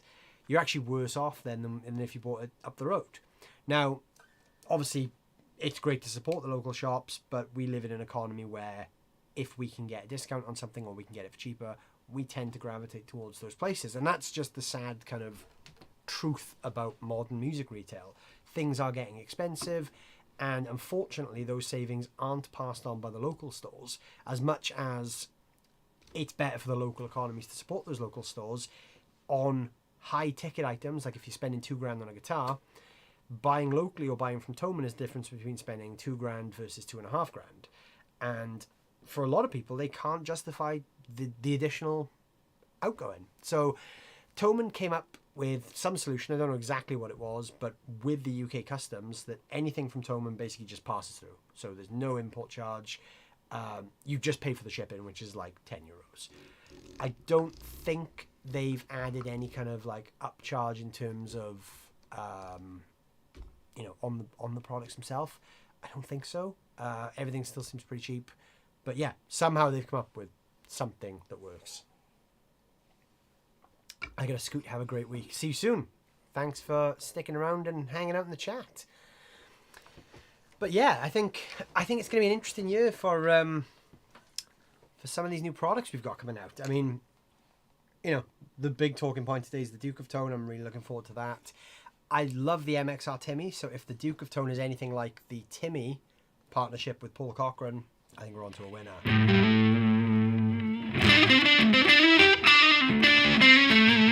I kind of like that this overdrive is like almost fuzz.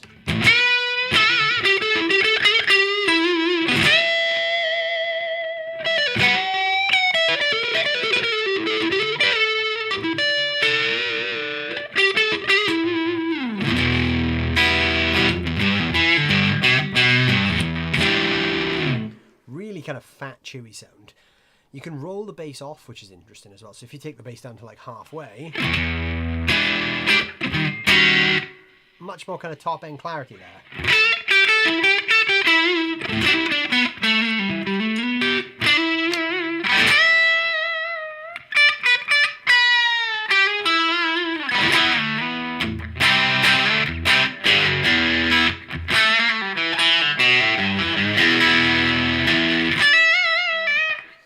I've got that on the middle of the clipping switch. I can't remember what the three of them do. One is symmetrical, one is asymmetrical, and the other one is, I can't remember. But the middle one is the loudest one, and that's the one I like. So left.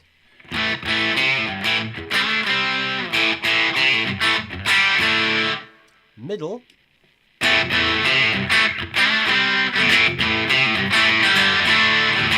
And then all the way to the right.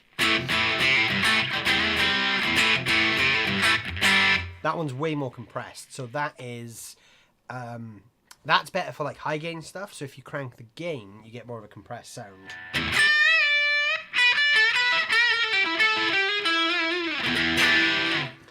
I find the middle setting is a bit more dynamic, So I quite like that middle set, and it's louder, but it's a little bit more, I don't know, there's just a bit more air to it.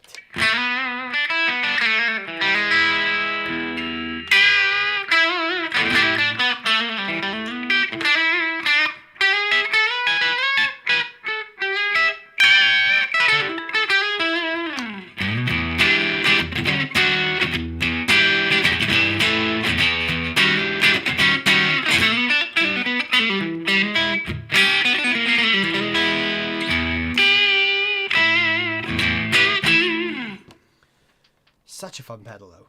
That needs to go back on my board soon, I think.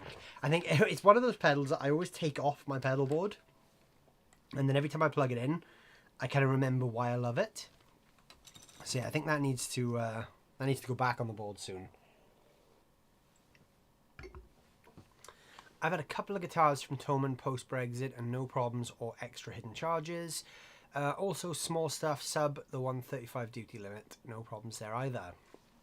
Yeah, that's something really good they did as well, is there's no duty at all on anything under £135. But yeah, I mean, they've been really good post-Brexit to basically not have anything extra charge, or any extra charges added, which is really cool. Because I've even been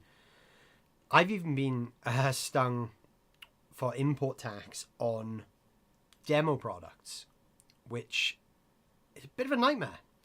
When you get sent something either as a loaner or in exchange for a video, while that product counts as payment for the video, you don't expect to have to pay for that product to get through customs. And that can be quite expensive. On that Les Paul I was playing earlier, the guys at Stanford very kindly sent that to me as a bit of a thank you for all the work we've done together on previous guitars. And not their fault at all, because they literally gave me the guitar as a thank you. But I ended up paying, I think, like £160 import tax bill, just completely out of the blue. Arrived, and it's like, oh, okay. Thank you, Brexit. That was a nice little addition. But obviously, certain companies now have obviously made these deals, and it makes things like that much, less frequent. I got my hands on that right at the start of the Brexit thing. So there was like a 3-month period where it was just chaos. Everyone was just paying charges and fees for everything, and importing and exporting. I remember actually I did some demos on some spring reverbs from a company from Italy. And actually, I can see you just said their business samples used to be exempt. That's not even the case anymore, unfortunately. I did some demos for a company in Italy called Surfy Industries. That thing there, above my finger, is one of their spring reverb tanks they left with me, which is called the Surfy Bear Classic. They sent me a bunch of them to try out, and that one ended up staying. But it cost me money to get them into the country, and it also cost me money to send them back, because the export, like, they were one of those companies who completely were, they knew the score with that. They covered all those fees, which was awesome of them. But they actually did mark all the products they sent. They marked down as business samples, and they marked them down as being like way undervalued. So like €50 or something. So it should have been exempt. And they still ended up essentially getting stung for like, I think it was probably like 200 and something euros all in, because the import and the export, the only redeeming factor was because that one stayed here, there was less of a tax on the way back out, because there was one less product in the box. But yeah, I mean, it's crazy. I'm really glad that companies like Thomann now have come to these deals. What that does mean, in a wider kind of picture, I guess, is that for companies like Thomann and these big stores, big shipping networks, this is fine because they can come to these deals. But for small companies, small builders who maybe distribute themselves or distribute via small local stores, that's a nightmare. That's a minefield waiting to happen. You could imagine spending a lot of money with a custom builder, and then you could end up with a £500-600 import tax bill. Not cool. Or the flip side is you underdeclare the value, and then the item gets damaged, and you're out of pocket again. So yeah, it's not a good system. I hope that we someday see sense and are able to fix the problem.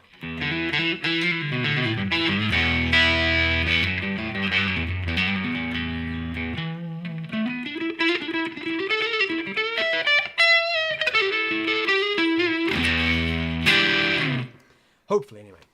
Hopefully by the time the Duke of Tone lands, all these import-export problems are resolved. Because I know, again, with pedals, a lot of companies are still struggling to get stuff from Asia way because there's still some shipping backlogs from COVID. But also with everything else going on in the world at the moment, I mean, it's a bit of a nightmare to get certain precious metals which go into certain components of pedals, and then those components aren't getting made in China because the metals aren't getting there from, you know, the area where there's a lot of other bad stuff going on, and yeah, it's chaos. So I really hope by the time the Duke of Tone arrives, all this stuff kind of fixes itself so we can all get back to having some good tone again. Because yeah, we're long overdue some fun pedals, I think.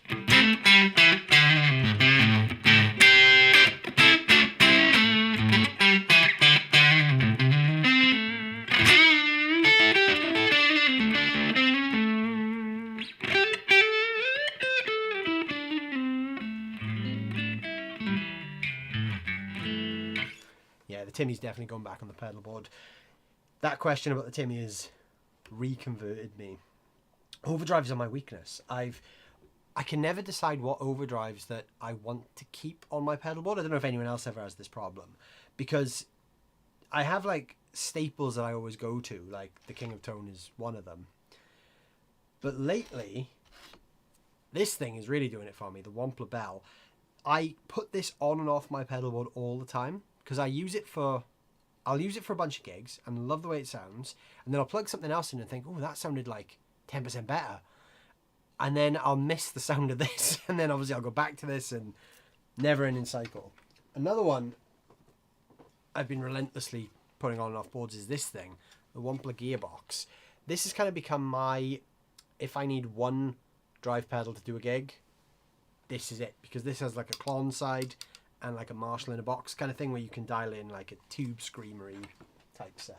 But yeah, I don't know if anyone else has that problem with, you know, never being able to kind of decide or settle on an overdrive signal chain. Maybe it's just me. I literally found the last time I built a big pedal board, I think I had like 11 pedals on there and 6 of them were drive pedals, which is terrible, because I would literally have specific drive pedals set up for like specific songs or specific sounds, which is just like, it's overkill. But I mean, we're guitar players, aren't we? We're weird people as guitar players. We're always chasing something magic, I think. But yeah, I love overdrives. But yeah, as soon as I get my hands on one of those Duke of Tones, you guys will be the first ones to hear it anyway. I've actually got a new overdrive demo going up.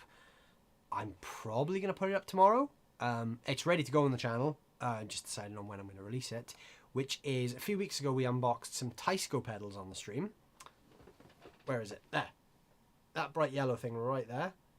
That's the Teisco Overdrive. It's kind of, apparently from, they say it's from a line of transparent overdrive pedals. I didn't think it was super transparent, but I thought it was really good sounding. So yeah, it's probably one of the most interesting overdrive sounds I've had on a demo in recent months. So yeah, that'll be out probably tomorrow, maybe Saturday, because I do have to get my recoil videos out as well. So I'll probably actually put the recoils out tomorrow and then the overdrive on maybe Saturday, maybe Sunday. We'll see. When do you guys want it? Saturday or Sunday? The overdrive dilemma. We have so many choices. It's a great time to play guitar. This show made the dilemma worse. The dilemma never goes away. When you think you found the perfect thing or setup of things, something else comes along and ruins it. I always suffer with that. I am one of the worst people in the world for changing my mind and changing what I use in my pedal board. And what I had that moment, it still didn't change my behavior, but I had that moment maybe like 6 years ago, maybe a bit more, where I was constantly buying different pedals and changing things on my board all the time, and you know, costing me a small fortune. I'm buying this and I'm buying that, and I'm always kind of thinking each one of these things will make me sound better. And ultimately, every time I plugged into my pedal board, I sounded the same. Because I think I mentioned this a while back, actually. I would set the pedals to what my kind of internal sense of tone was looking for. So if I had, you know, a blues breaker on my board, for instance, I would dial that tone in and think, right, that's the tone that I really love, and I'm happy with that tone. That's what I'm going to use. And then I'd swap that on the next gig for, you know, a Tube Screamer, let's say, like a Tube Screamer style pedal. And then I would dial the Tube Screamer tone as close to the blues breaker tone as I can, which completely defeats the point of it being a Tube Screamer. And then I kind of got to this point and I'm like, well, all these things that I'm doing, I'm just using them for the same thing, and I sound the same whatever I use. It didn't change my behavior because I still do it, but I realized I was doing it. And I think, like anything, admitting you have a problem is the first step. I don't know what recovery is for guitar players. I don't know what our road to recovery is as musicians, because we just keep going deeper into these rabbit holes, and, you know, we never learn. But that's what I was doing, and I realized I was doing it, and I think that maybe made me worse and made me do it more. But I find that I always just try and dial every pedal into like a sound I already have in my head. So whatever I'm using, I can kind of get it in like 10% of what that tone in my head is. And then I'm not really getting the benefit of it being a new pedal, because I'm literally just using it to get the same sound that I'd use any other pedal for. But, you know, I've admitted it now to you guys. I've admitted it on camera. I have a problem. So what's the next step? Where do we go from here with that one? I'm sure that Miranda's overdrive dilemma is going to be exactly the same there. Build yourself 3 or 4 boards and then and then all you'll have to do is decide which one to take out. I think that would make me worse, because I think if I had 3 or 4 boards, I would pick one to take, and then I would think, oh, but I don't want that pedal to be on that board. And then I'd start chopping and changing the 3 boards together. And yeah, that's got so much bad potential for me. At the moment, this is my gig in Pedalboard. So, contrary to everything I've just said, this is what I'm taking with me to 90% of the gigs I'm doing at the moment. Look at that. 2 pedals. One of them is really big, but it's 2 pedals. So yeah, I'm literally gigging at the moment with the band I'm playing with. We're doing a lot of shows where there's no on-stage noise. So everything is like silent stage, straight to the PA. So everyone's on in-ear monitors, so there's no actual stage volume. This is my guitar amp for gigs, which is a bit of a learning curve. You get used to the sound after a while. 2 pedals. The Blackstar Department 10 dual drive. I still haven't shot a demo of this yet. It is coming soon. I just haven't shot it yet, even though I've used it in countless videos.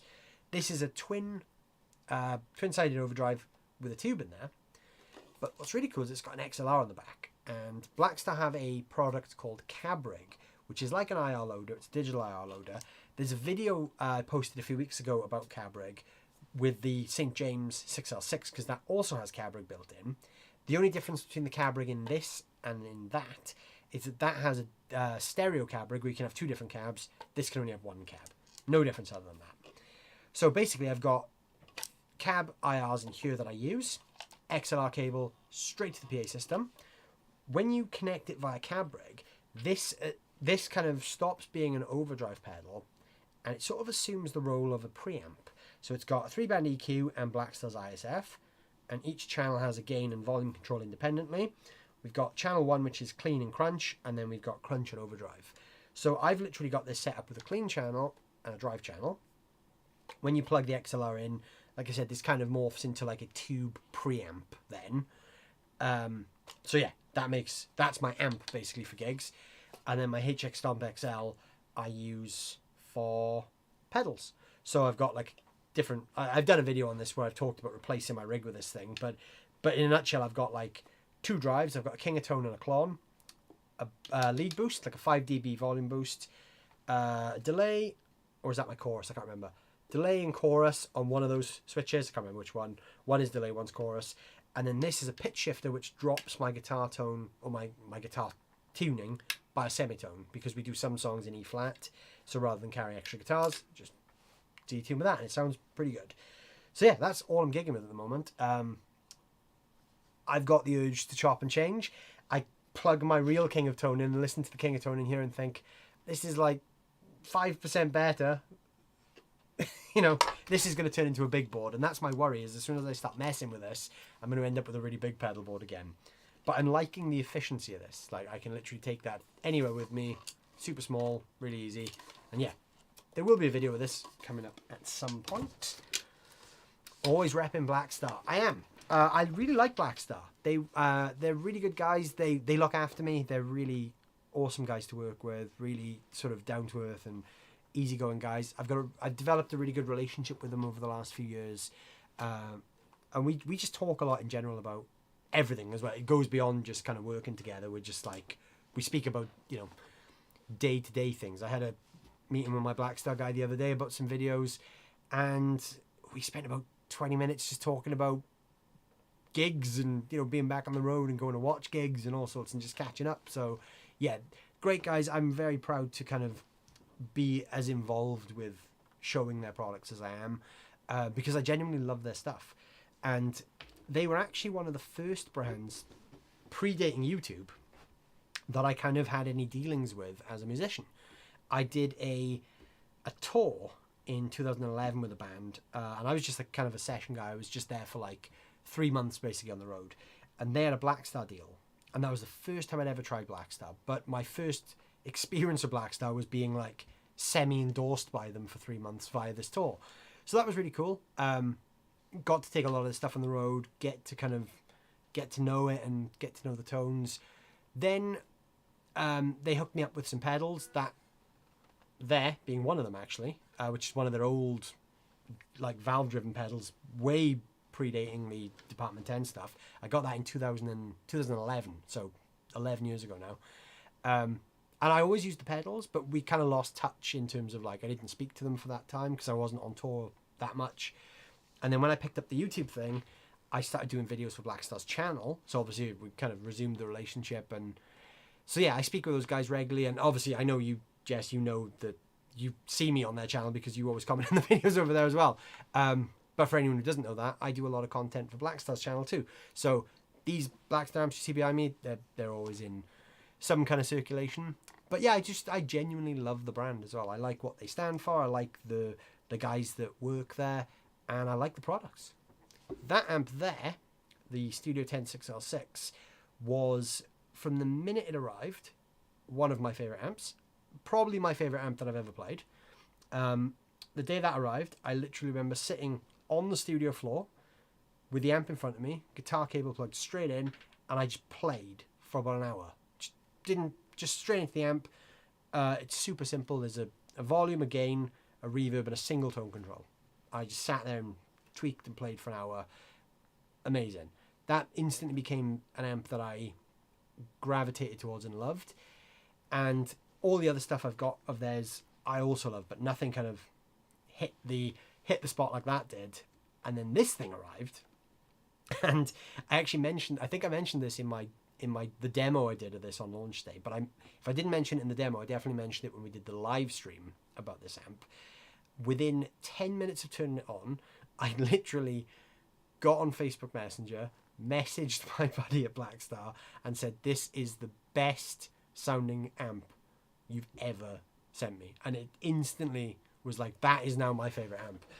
Everything I've shot in the last like 2 months, other than a few videos I've done where I've needed a Helix to model something I don't have, it's been that amp. So chances are if you've watched any of my videos in the last like 2 months, you've heard this thing, because that is my go-to at the moment. I love it. I've got the Baby 1 watt 1H, great for the house. They're really good. The 1 watt ones are surprisingly loud and punchy for the size. The head version, I guess you're on about as well. I'm quite tempted to pick one of those up because it's like all tube, but it's like 1 watt. So that'd be really cool as like a recording amp, so you can just absolutely crank it. The head that you're mentioning, or the head that you have, is the HT one, I think, because it's the same circuit as this, the HT20, but obviously 1 watt. And the HT20 is a really good amp. It's meant to be Voxy, because it's EL84s. It's kind of like a cross between like a hot rodded Marshall and a Vox to my ears.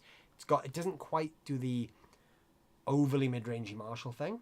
It's a bit more scooped, but it's like tight, like an AC30. Really cool. Totally random question that just came to me. Do you play the ukulele? So, I can. I mean, I can in the sense of it's a stringed instrument and it's the same kind of ergonomics and skill set as playing guitar. It's just like playing guitar with a capo at the 5th fret on the D, G, B, and E strings. Do I? Not really. I don't have a ukulele, but my fiance has a ukulele, it lives in the living room of the house. At the moment, mostly just for show because she doesn't really pick it up that much. But from time to time, I'll pick it up and, kind of play inappropriate blues licks on a ukulele. I'll kind of pick the ukulele up and play a bit of that on there, which it's not designed for. But yeah, we have a ukulele in the house, but yeah, it doesn't really get much love. But it's a fun instrument. I do like to try and pick it up and play it from time to time. I don't know any ukulele chords as such. I just try and base it off like voicings that I know around the 5th fret and assume that I'm playing it right. Maybe one day I'll actually sit down and like learn it properly, because it's the same mechanics. If you can play guitar, you can kind of translate that to ukulele because it's sort of the same thing, just much smaller. Mine's the 8-inch combo. The combo, right? Okay. I thought you meant you had because they do the head version of it as well, but that's cool. The 8-inch combo is great. Those the little ones they do. A lot of people don't like those 8-inch speakers because they lack low end. But I actually really like the sound of an 8-inch speaker when you really crank it. So like you said, 2 valves, easily loud enough to annoy the neighbours. When you crank an 8-inch speaker, they kind of break up in a way that a 12-inch speaker doesn't. And you get that kind of... I mean, the Blackstar circuitry isn't designed to be like a tweed amp, but that speaker breakup is very kind of tweed amp-esque. Like you think like early Rolling Stones, that kind of amp's going to go bang sound. That's what you can get with an 8-inch combo that you just can't get with a 12-inch speaker, because the 12-inch speaker doesn't kind of collapse under pressure as much. So yeah, they're great little amps. They're really good for recording. Just crank them up and enjoy the drive. And if you annoy the neighbours, that's always a plus. We like annoying neighbours. We're guitar players. That's what we're for. That's why loud amps exist, to annoy people. It's not for our benefit. It's for everyone else's benefit, so everyone else can listen to us practice. That's why 100-watt amps exist. But yeah, they're just fun. And they're affordable as well. I think that's one thing Blackstar do really well, is they make the valve sound accessible to people on a low budget. Like you can pick up an 8-inch combo, which is like 1 watt, for a couple £100. For the same price you could buy most premium solid state amps. You can have that valve sound. And even the stuff that Blackstar makes that is, like the Studio 10, for instance, that's a 10-watt valve amp. That thing is loud enough to gig with. I've actually used that for loads of gigs, and it's actually quite loud. But they retail at like £500, which, when you think about that, for an all-tube amp, it's Class A, so it's got a single 6L6 in there. Doesn't have a ton of headroom because it's only 10 watts, but if you're micing it up, you don't need headroom. But honestly, it's so loud. And when I used to mic the amp up for demos, before I got my Captor X, I used to run that amp with a mic in front of it, and I never turned it above 2 because it's just too loud to use in the house. I've done gigs with that on a stage with it 3/4 of the way up. It still retains most of the clean sound and still has plenty of room to go. And yeah, £500. Like, you would be hard pressed to find a reliable gigging valve combo for that price from most other brands, I think. And then obviously, even the more premium stuff like the St. James, those clock in at about £1,000, which, 50 watt, 6L6, 2-channel, it's got a built-in cab sim, it's got a built-in attenuator, which you can switch down to 2 watts. It's got a sag mode, which takes the power supply and makes it feel like a vintage amp. It's got tons of features. Again, £1,000. You'd still, you still kind of come in under what a lot of companies charge for their standard models, and that's one of their kind of boutique offerings. Blackstar have some more expensive stuff, don't get me wrong, but What a great price for an amp that has that much on board. It's the dry and my wet dry with a Fender Bassbreaker 15. Now I need another Captor X. Captor X is the best thing I've ever bought, like hands down. I'm gonna quickly. You're gonna lose my signal. I'm gonna change my camera battery because it's just come up with a low battery warning. Because usually it gets me the 2 hours. Today it's just died on me 5 minutes early. So I'm still here, but you can't see me because I'm just switching the battery. And that should now, that should come back any second now. So we should be, come on camera. I don't really want you to have to stare at that screen. Right, this is why I hate technology. There we go, we're back in the room. Right, so you guys fell victim to the dying battery there. Usually I get more than 2 hours out of a battery, but yeah, for some reason that one decided 2 hours was enough today.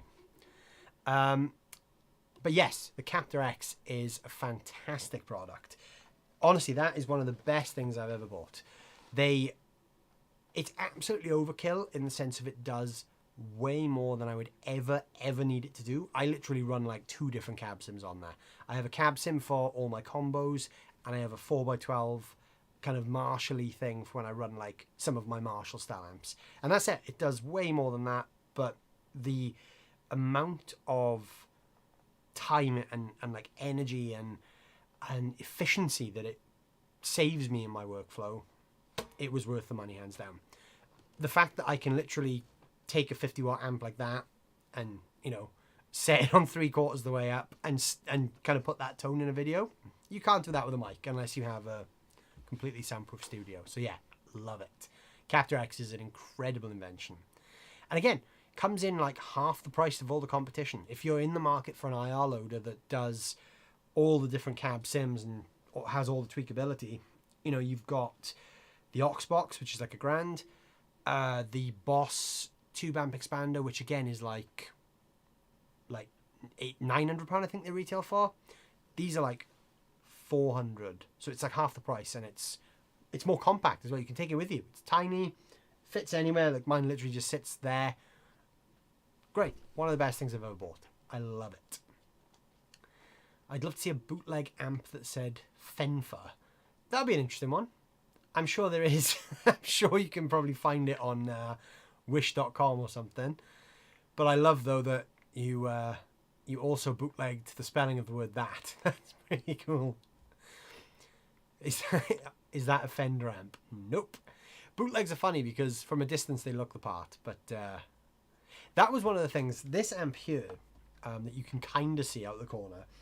This is, I never use this on the channel because it actually needs a service, and to be honest, I've just been putting it off because it costs money, and I know it needs a lot of parts replaced, so I've kind of put that off because it can be expensive to get that stuff done.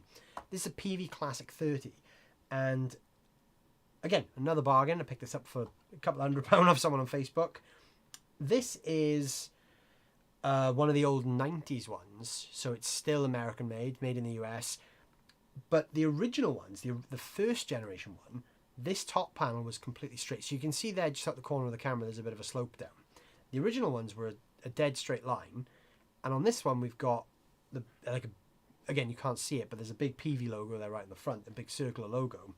On the original ones they had like a little plate that said PV, like the Fender Twins or the Fender Deluxes. So what a lot of people were doing is they were buying the Classic 30s and changing the badges for Fender badges, because from a distance it looked like a Fender Deluxe or a Fender, like a kind of a tweed amp. But then PV changed the shape on the front panel and added a bigger logo to prevent that from happening. But that's kind of the same thing. It's sort of a little bit bootleggy. People were buying a PV and making it look like a Fender. There was context. It was someone else's typo.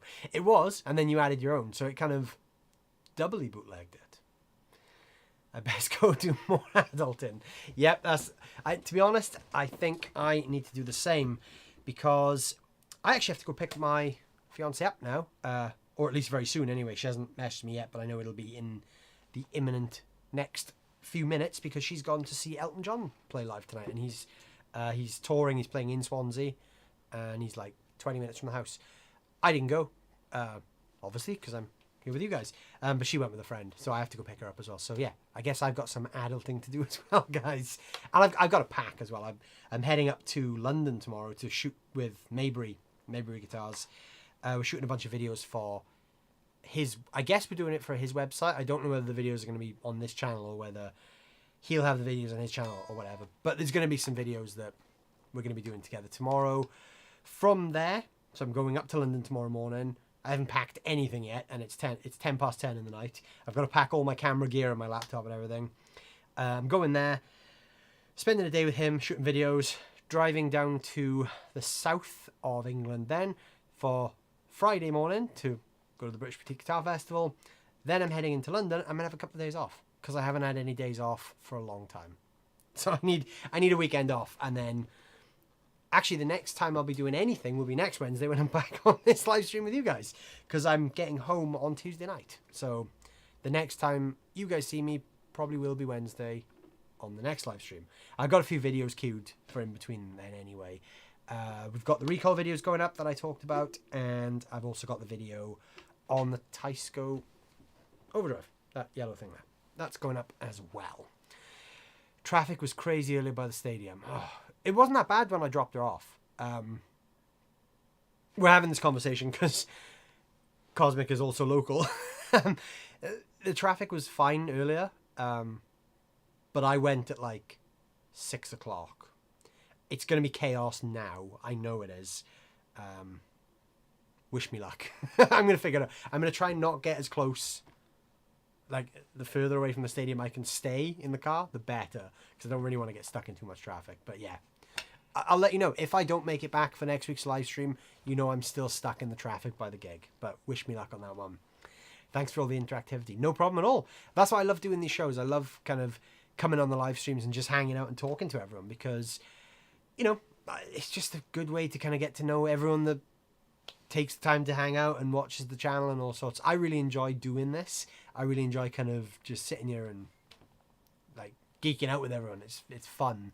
I never really have like a plan a lot of the time when I come on these live streams. Sometimes we'll go into it with a topic in mind. Like today, obviously, I had a few things to talk about. But yeah, usually it's very off the cuff. So Miranda, if you're ever on these streams again, it's always the same deal. It's like the chat governs where we go. Once I've kind of gotten through the 2 or 3 things I plan to talk about, it's over to you guys, and then this goes wherever it needs to go. And it's always fun anyway. It's always fun to just kind of hang out and speak to everyone. But yes, enjoy my adventure. I will. Stay safe. Thank you very much. So yeah, I'm going to get out of here now, guys. Next week, Wednesday, 8 p.m. I don't know what we'll talk about yet. If there's anything you want to talk about, let me know. Get in touch on socials or throw it in the comments below here once the actual recorded version of the stream goes live, or just get in touch with me somehow. And if there's anything you want to see me talk about on a live stream, let me know, because I'm always open to hearing what you guys want to see on the channel. So yes, thank you all for hanging out. That was fun. Yeah, we've been going for just over 2 hours now, so this might be the longest stream yet. So we're getting longer with these things, but yeah, always good fun. For anyone who's new here, there's some links down below in the description. You can look me up on socials and whatnot. I'm always around to chat and hang out and talk gear. Everything you click, everything you kind of share or whatever, everything you post and like, it all helps. Everything helps kind of build the profile of what I'm doing and helps kind of spread the word about the content that I'm creating. So obviously I appreciate every second and every interaction with you guys. Everything really helps. If you haven't done it, hit the thumbs up on this video as well, because that helps YouTube kind of figure out what we're doing and what we're talking about. So please give that a thumbs up as well. And yes, check out those links in the description, and I will see you guys next Wednesday at the same time. Let me know before then what you guys want to talk about, and we'll come up with some topics. I suspect the Duke of Tone might end up on the list again, because if anyone didn't see the stream tonight, they may have some questions. But yeah, let me know. Get in touch, and I'll see you guys very soon. Take care.